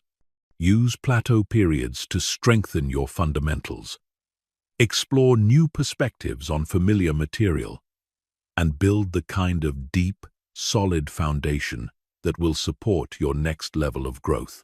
The fourth challenge is social pressure and criticism. When you commit to a daily hour of focused self-improvement, you're choosing to live differently from most people around you. This often triggers criticism, skepticism, or subtle pressure from friends, family, or colleagues who feel threatened by your commitment to growth. Some people will tell you that you're being obsessive or that you should live a little. Others will predict that you'll burn out or that your approach isn't sustainable. Still others will minimize your progress or suggest that you're wasting your time on unrealistic goals. The key to handling social pressure is understanding that it's usually more about other people's insecurities than about your choices. When people criticize your commitment to self-improvement, they're often defending their own decisions not to prioritize growth. You don't need to argue with these people or convince them that your approach is right. You simply need to stay focused on your own path and let your results speak for themselves. It can also be helpful to find at least one person who supports and understands your commitment to daily improvement. This might be a friend who shares similar goals, an online community of people pursuing personal development, or a mentor who has achieved what you're trying to achieve. Having social support makes it much easier to resist the pressure to conform to mediocrity. The fifth challenge is goal, evolution, and direction changes. As you grow and develop through your daily hour practice, your interests, values, and goals may change. Projects that seemed important when you started may lose their appeal.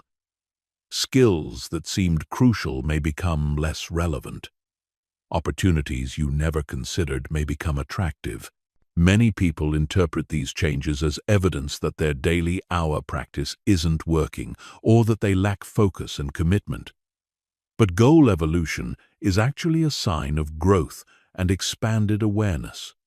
As you develop new capabilities and perspectives, it's natural that your priorities would evolve as well.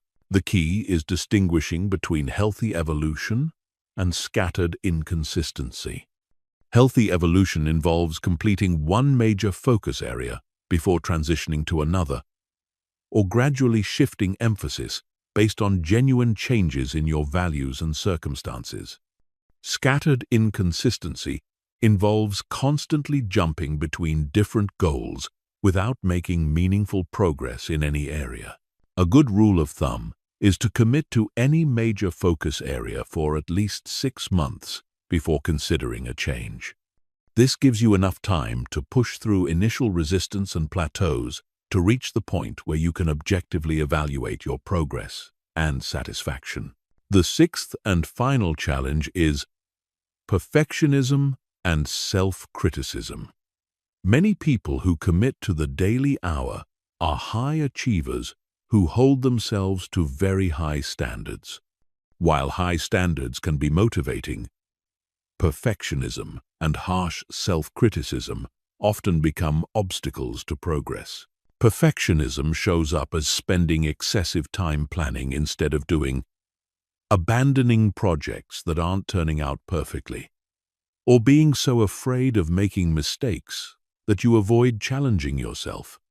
Self-criticism shows up as harsh internal dialogue when you miss a day, make mistakes, or don't progress as quickly as you hoped. The antidote to perfectionism and self-criticism is what I call compassionate excellence. This means maintaining high standards while treating yourself with the same kindness and understanding you would show a good friend who was working hard to improve. When you make mistakes, view them as information rather than evidence of failure. When you miss a day, focus on getting back on track rather than criticizing yourself for breaking your streak. When progress feels slow, remember that transformation takes time and that consistency matters more than perfection. Implementing the daily hour successfully requires flexibility, self-compassion, and realistic expectations about the challenges you'll face. But when you're prepared for these challenges and have strategies to handle them, the daily hour becomes not just a tool for developing specific skills, but a practice that builds resilience, adaptability, and confidence that serve you in every area of your life. Chapter 12. Multiplying your impact across life areas. Once you've mastered the daily hour in one area of your life and have experienced the power of consistent, focused improvement, a natural question arises. How do you expand this impact to transform multiple areas of your life without diluting your focus or overwhelming yourself? The answer lies in understanding how different areas of your life are interconnected and how improvements in one area create ripple effects that enhance everything else. The first principle of multiplying your impact is what I call foundational hierarchy. Not all areas of your life are equally foundational. Some areas, when improved, automatically enhance multiple other areas. Other areas are important, but have limited spillover effects. Understanding this hierarchy allows you to choose daily hour focuses that create maximum leverage across your entire life. Health and energy form the foundation of everything else. When you have abundant physical energy, you perform better at work. You're more patient with your family. You think more clearly, and you're more resilient in the face of challenges. A daily hour focused on fitness, nutrition, or stress management doesn't just improve your health, it improves your capacity for everything else you want to accomplish. Mental and emotional skills form the second level of the hierarchy. Your ability to focus, think critically, manage stress, and regulate your emotions affects your performance in every context. A daily hour focused on developing these capabilities pays dividends in your career, relationships, parenting, and personal projects. Communication and relationship skills form the third level. Whether you're trying to advance in your career, build a business, maintain a marriage, or raise children, your ability to connect with people, influence others, and navigate social dynamics is crucial. Improving these skills enhances your effectiveness in almost every area of your life. Domain-specific skills form the top level of the hierarchy. These are skills that primarily benefit one area of your life, like technical job skills, hobby-related abilities, or specialized knowledge. While these skills are important for achieving specific goals, they have limited impact on other areas of your life.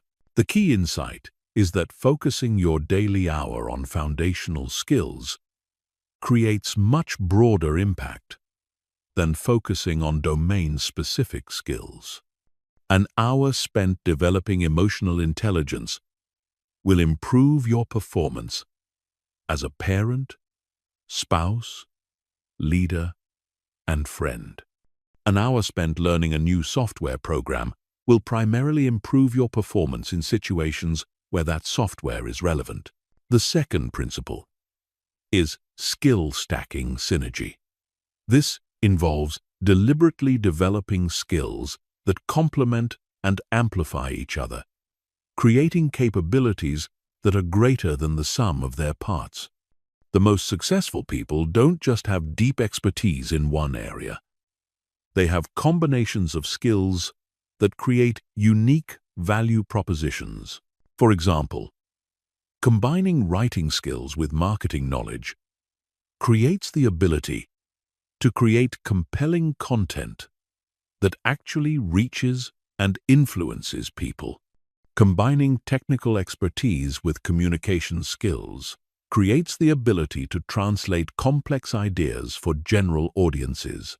Combining business knowledge with psychological understanding creates the ability to build products and services that meet deep human needs. When you're choosing focuses for your daily hour, consider not just what skills you want to develop individually, but what combinations of skills would create unique value in your career or personal life. This long-term thinking helps you build complementary capabilities that multiply each other's impact.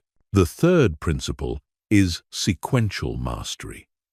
Rather than trying to improve multiple areas simultaneously, you focus intensively on one area until you reach a level of competence that can be maintained with minimal ongoing effort. Then add a new focus while maintaining the first. Sequential mastery works because it allows you to achieve genuine breakthroughs in each area, rather than making slow progress in multiple areas. It also builds confidence and momentum that carry over to new challenges. When you prove to yourself that you can master one challenging area, you develop the confidence and skill to master others. A typical sequential mastery progression might look like this. Spend 6 months developing physical fitness until exercise becomes an automatic habit that requires minimal willpower to maintain. Then add a financial education focus while maintaining your fitness routine. After mastering basic financial skills, add a communication skills focus while maintaining both fitness and financial habits. The fourth principle is integration and systems thinking. This involves looking for opportunities to combine multiple areas of development within your daily hour, or to design your daily hour in ways that support improvements in areas you're not directly working on. For example, if you're focused on business skills but also want to improve your fitness, you might take walking meetings, use a standing desk during your daily hour, or incorporate physical movement breaks into your study sessions.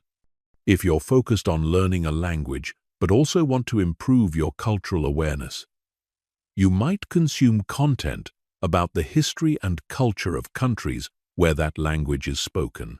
Integration also involves designing your broader daily routine to support the changes you're making during your daily hour. If you're using your hour to develop better stress management skills, you might also adjust your sleep schedule, nutrition, and work environment to reduce stress throughout the day. The fifth principle is modeling and teaching.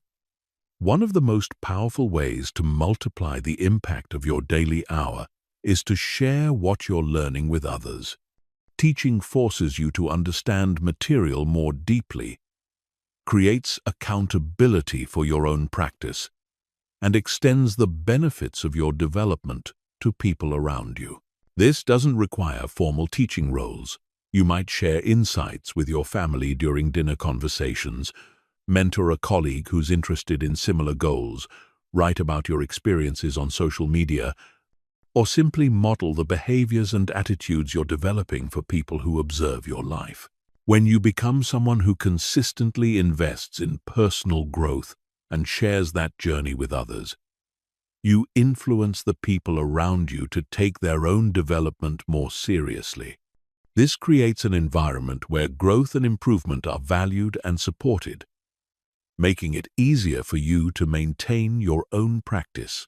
The sixth principle is compound interest thinking. Just as financial investments create compound returns over time, personal development investments create compound returns across different areas of your life. The key is to think long-term and trust that investments you make today will pay dividends in ways you can't predict. The communication skills you develop today might lead to a promotion 3 years from now. The stress management techniques you learn might prevent a health crisis 5 years from now. The financial knowledge you gain might enable you to retire early or support your children's education. The physical fitness you build might give you energy and confidence that transforms your relationships. This long-term perspective helps you stay motivated during periods when progress feels slow and helps you make decisions based on long-term impact rather than short-term convenience. Multiplying your impact across multiple life areas requires patience, strategic thinking, and trust in the process of compound growth. But when you apply these principles consistently, your daily hour becomes not just a tool for developing specific skills, but a catalyst for transformation that touches every aspect of your life. You become someone who continuously grows, adapts, and improves, and that identity creates opportunities and possibilities that weren't available to the person you were before you started this journey. Chapter 13. Creating lasting transformation beyond skills. While developing specific skills and achieving particular goals are important outcomes of the daily hour practice, the deepest and most lasting transformation happens at the level of identity. When you consistently dedicate an hour each day to purposeful improvement, you don't just become someone who has certain skills. You become someone who grows, someone who commits, someone who follows through on important goals despite challenges and setbacks. This identity transformation is what separates people who experience temporary improvement from those who experience lasting change. Skills can be forgotten if not used. Knowledge can become outdated. But when you transform your identity, you create a foundation for lifelong growth that adapts to changing circumstances and continues generating new capabilities throughout your life. The first aspect of identity transformation is developing what I call growth orientation. This is a fundamental shift from seeing yourself as someone with fixed capabilities to seeing yourself as someone who continuously expands their capabilities. Most people operate from a fixed mindset, believing that their intelligence, talents, and abilities are largely predetermined and unchangeable. When you commit to the daily hour and begin seeing concrete evidence that you can develop new skills and improve existing ones, this fixed mindset begins to crack. You start to see challenges as opportunities to grow rather than threats to your ego. You become more willing to take on difficult projects because you trust your ability to develop whatever capabilities you need. You become less threatened by criticism because you view it as information that can help you improve. This growth orientation affects every area of your life. You become more willing to apply for stretch positions at work because you trust your ability to learn what you need to succeed. You become more willing to have difficult conversations in relationships because you believe you can develop better communication skills. You become more optimistic about the future because you know you can adapt to whatever changes come. The second aspect is developing process confidence. This is the deep trust that consistent, focused effort inevitably produces results, even when progress isn't immediately visible. Most people lack process confidence, which is why they abandon goals when they don't see quick results or when they encounter obstacles. When you practice the daily hour consistently and see how small daily actions compound into significant results over time, you develop unshakable faith in the process of improvement.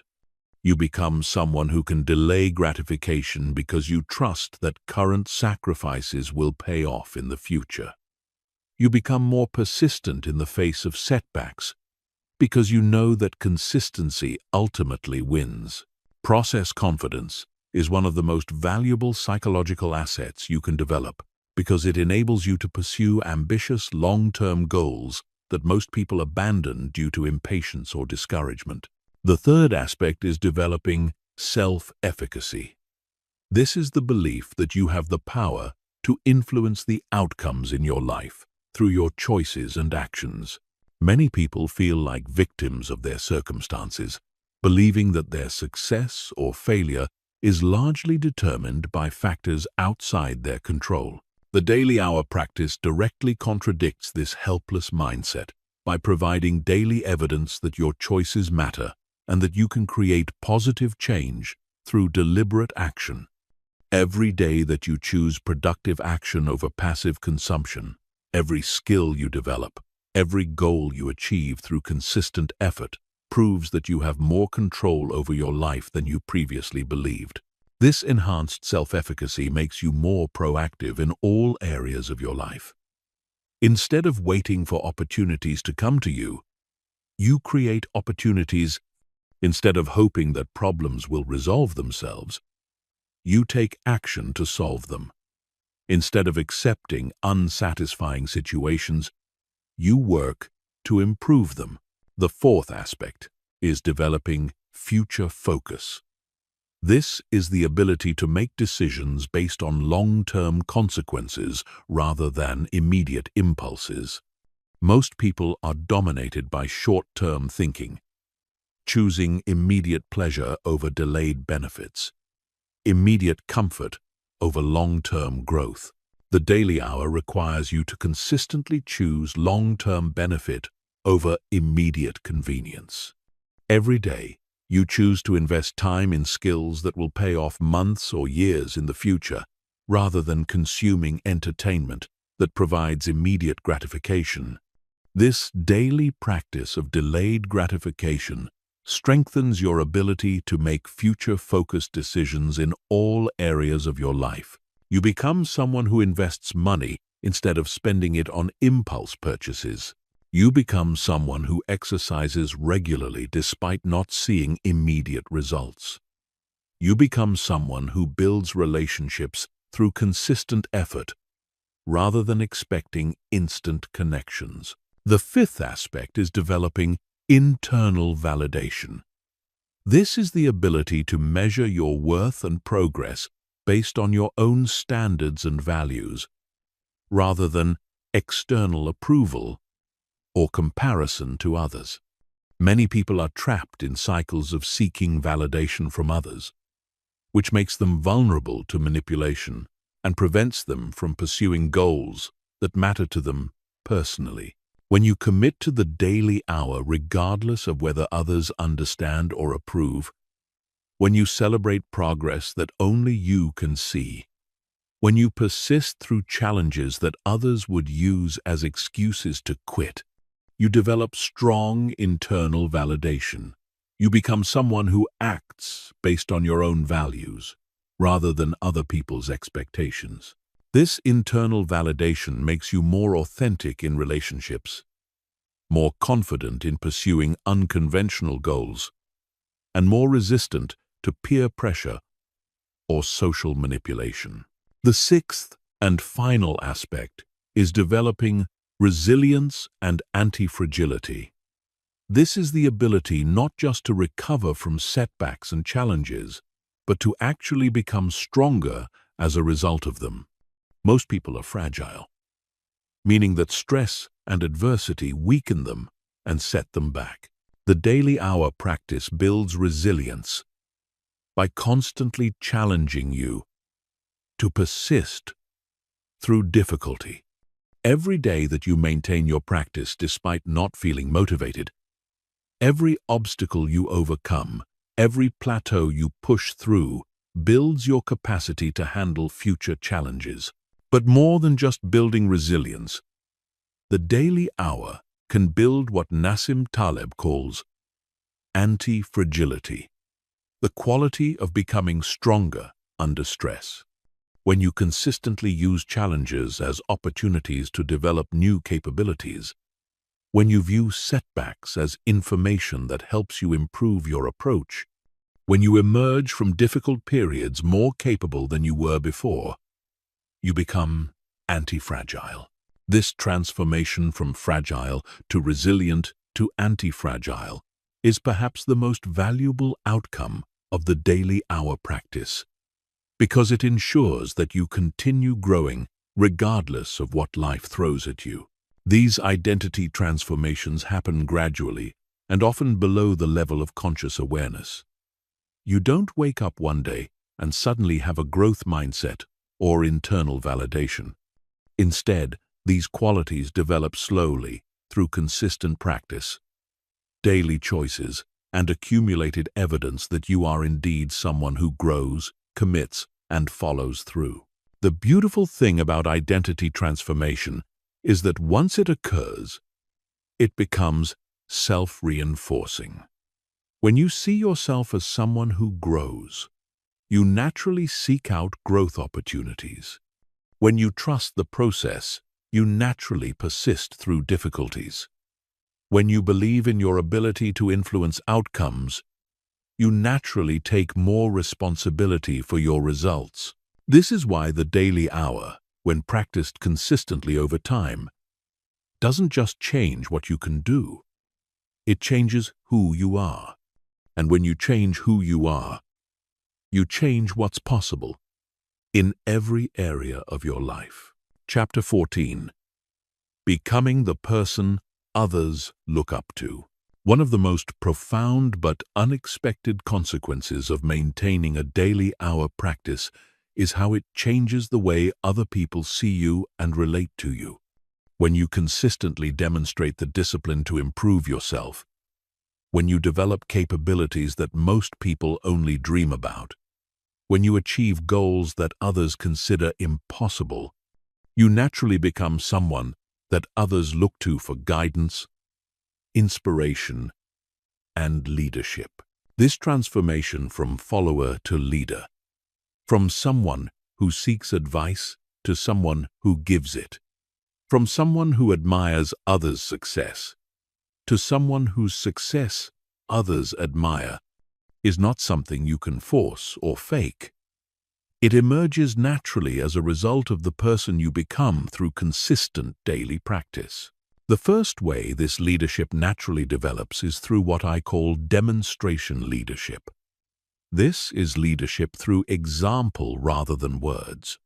When people see you consistently choosing growth over comfort, progress over entertainment, discipline over impulse, they begin to question their own choices and consider whether they might want to make similar changes. You don't need to preach or lecture or try to convince anyone to follow your example. In fact, trying to convince others often creates resistance and resentment. Instead, you simply live according to your values and let the results speak for themselves. When people see the positive changes in your capabilities, your confidence, your opportunities, and your overall life satisfaction. Many will naturally want to understand how you achieved those changes. This demonstration leadership is particularly powerful because it's authentic and non-threatening. You're not telling people what they should do. You're simply showing them what's possible when someone commits to consistent daily improvement. The second way leadership develops is through competence attraction. As you develop genuine expertise in areas that matter to you, people who are interested in those same areas naturally gravitate toward you for advice, collaboration, and mentorship. This isn't because you're trying to position yourself as an expert, but because you actually have developed real competence through consistent practice. Whether your daily hour has been focused on business skills, health and fitness, creative abilities, or personal development, the expertise you develop becomes visible to others who are working in the same areas or who aspire to develop similar capabilities. They seek you out because you have something valuable to offer, not because you're promoting yourself as a guru or expert. This competence-based leadership is sustainable and fulfilling because it's based on genuine value creation rather than marketing or positioning. You help others because you actually have knowledge and skills that can benefit them, and they seek your help because they recognize your authentic expertise. The third way leadership develops is through resilience modeling. As you practice the daily hour consistently over time, you inevitably encounter setbacks, obstacles, and challenges. How you handle these difficulties teaches others about resilience, persistence, and problem-solving. People observe how you maintain your practice during busy periods, how you adapt when circumstances change, how you recover from failures and mistakes. This resilience modeling is especially valuable because most people lack examples of how to persist through difficulty in pursuit of long-term goals. They see successful people's end results, but not the process of overcoming obstacles. When you demonstrate that it's possible to maintain commitment despite challenges, you give others a blueprint for their own persistence. The fourth way leadership develops is through possibility expansion. Your achievements through the daily hour practice expand other people's sense of what's possible for them. When someone who started from a similar background or with similar constraints achieves something significant through consistent daily practice, it forces others to reconsider their own limitations and excuses. This possibility expansion is often more powerful than any motivational speech or success story because it's happening in real time with someone they know personally. It's harder to dismiss or rationalize away when they can see the entire process unfold over months and years. The fifth way leadership develops is through wisdom accumulation. The daily hour practice doesn't just develop specific skills, it develops wisdom about learning, growth, persistence, and achievement. You learn what works and what doesn't, what mistakes to avoid, what strategies accelerate progress, and what mindsets support long-term success. This accumulated wisdom becomes valuable to others who are beginning their own improvement journeys. You can help them avoid common pitfalls, choose effective strategies, and maintain motivation during difficult periods. This wisdom-based mentorship is deeply satisfying because you're helping others succeed based on lessons you've learned through your own experience. The sixth and final way leadership develops is through community building. As you become known for your commitment to growth and your willingness to help others, you naturally attract other people who share similar values and aspirations. You become a catalyst for building communities of people who support each other's development. This might happen formally through organizing groups, workshops, or online communities. Or it might happen informally through the relationships you build with other growth-oriented people. Either way, you become someone who brings together people who want to improve themselves and helps create environments where mutual support and accountability flourish. This community-building leadership is particularly powerful because it creates networks of people who reinforce each other's commitment to growth, making it easier for everyone to maintain their improvement practices and achieve their goals. It's important to understand that this evolution into leadership happens gradually and naturally. You don't need to set out with the goal of becoming a leader or influencer. You don't need to create content, build a platform, or promote yourself. The leadership emerges as a natural consequence of the person you become through consistent daily practice. In fact, trying to position yourself as a leader before you've done the work often backfires because it comes across as inauthentic and self-serving.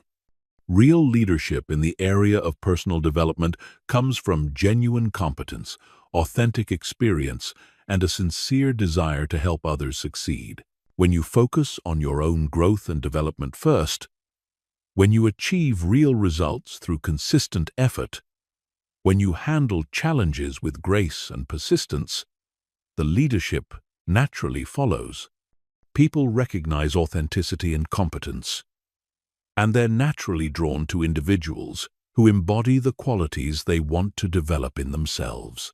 This transformation from someone who follows others to someone others follow is one of the most rewarding aspects of the daily hour practice. It represents not just personal success, but the opportunity to positively influence others and contribute to their growth and success as well. Chapter 15. Your new life starts now. You now understand everything you need to know to transform your life through the power of one focused hour per day. You know how to choose the right focus, how to structure your hour for maximum effectiveness, how to overcome resistance and obstacles, how to track progress and stay motivated, and how to scale your success across multiple areas of your life. You understand the science behind why this approach works and the psychology of how to make it sustainable. But understanding is not transformation. Knowledge is not change. The gap between knowing what to do and actually doing it is where most people get stuck. They consume information, they make plans, they set intentions, but they never bridge the gap between knowledge and action. They never actually start. This is the moment of truth. This is where you decide whether you're going to be one of the people who learns about transformation or one of the people who actually experiences it. This is where you choose between the life you're currently living and the life you could be living 1 year from now. Let me paint two pictures for you. The first picture is your life. If you do nothing with what you've learned, you go back to your normal routine. You continue consuming content about self-improvement, but never actually improving. You keep hoping that someday you'll have more time, more energy, more motivation to work on your goals. You remain essentially the same person you are today, dealing with the same frustrations, limitations, and missed opportunities. In this scenario, 1 year from now, you're still thinking about the changes you want to make. You're still planning to start tomorrow, next week, next month. You're still envious of people who seem to have their lives together, who are achieving their goals, who are becoming the people they want to be. The gap between where you are and where you want to be has grown larger, not smaller. The second picture is your life if you commit to the daily hour starting today. In this scenario, You make a decision that changes everything. You choose one area of your life that's most important to transform. And you dedicate 1 hour every single day to improving in that area. You face the same obstacles and challenges as everyone else, but you persist through them because you're committed to the process, not just the outcomes. 3 months from now, you've established an unbreakable habit. The daily hour has become as automatic as brushing your teeth. You've made noticeable progress in your chosen area, and people are starting to comment on the changes they see in you. More importantly, you've proven to yourself that you're the type of person who follows through on commitments to yourself. 6 months from now, the progress is undeniable. You've developed real competence in your focus area. You're more confident, more capable, more disciplined than you were when you started. You've started to see opportunities that weren't visible before because you've developed the skills to recognize and capitalize on them. You've become someone who invests in yourself rather than just consuming entertainment. 1 year from now, you're a different person. The hour you invested each day has compounded into transformation that touches every area of your life. You've achieved goals that seemed impossible when you started. You've developed capabilities that you thought were beyond your reach. Most importantly, you've become someone who grows consistently, who adapts to challenges, who creates opportunities rather than waiting for them. The difference between these two scenarios is not talent, luck, or circumstances. The difference is the decision you make in this moment about how you're going to use the next hour of your life, and the hour after that, and the hour after that. Here's what I want you to do right now, before you do anything else. Choose your focus. Don't spend weeks researching options or planning the perfect approach. Look at your life and identify the one area where improvement would have the biggest impact on everything else.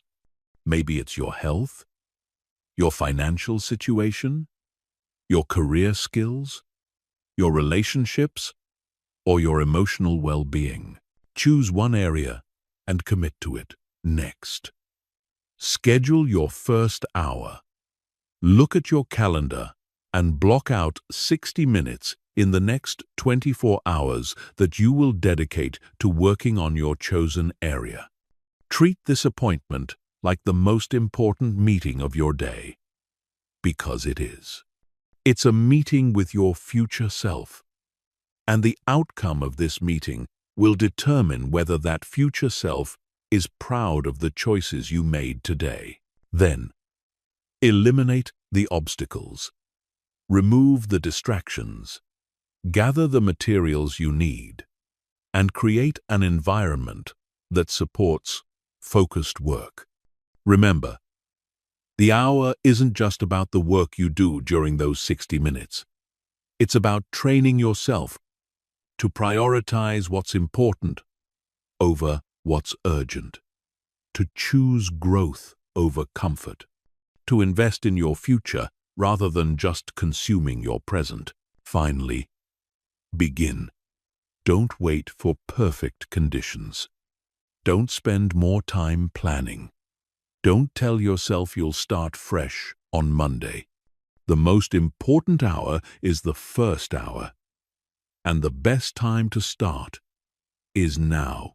As you begin this practice, remember that transformation is not about perfection, it's about consistency. You will miss days. You will make mistakes. You will have moments when you question whether this is worth the effort. This is all normal and expected. What matters is that you return to the practice, that you learn from setbacks rather than being defeated by them, that you stay committed to the process even when progress feels slow. Remember also that you're not just changing what you can do, you're changing who you are. Every day that you honor your commitment to yourself, you're becoming someone who keeps promises. Every hour you invest in growth, you're becoming someone who values long-term benefit over short-term pleasure. Every challenge you persist through, you're becoming someone who doesn't give up when things get difficult. These identity changes are more valuable than any specific skill you develop because they ensure that you continue growing throughout your life. When you become someone who commits, grows, and persists, you become unstoppable. The hour you're about to begin is not just 1 hour. It's the first hour of a new life, the first step in a journey that will take you places you never thought possible. It's the moment when you stop being someone who dreams about change and become someone who creates change. Your new life doesn't start tomorrow, next week, or next month. Your new life starts with the next hour you choose to invest in becoming the person you want to be. And that hour can begin right now. The question is not whether you have the time, the energy, or the motivation. The question is whether you have the courage to choose growth over comfort, progress over entertainment, investment over consumption. The question is whether you're ready to stop being someone who learns about transformation and become someone who lives it. The choice is yours. But know this: every moment you delay is a moment that could have been invested in building the life you actually want to live. Your future self is waiting for you to make the decision that changes everything. Make that decision now. Start your hour now. Begin your transformation now. Your new life is waiting.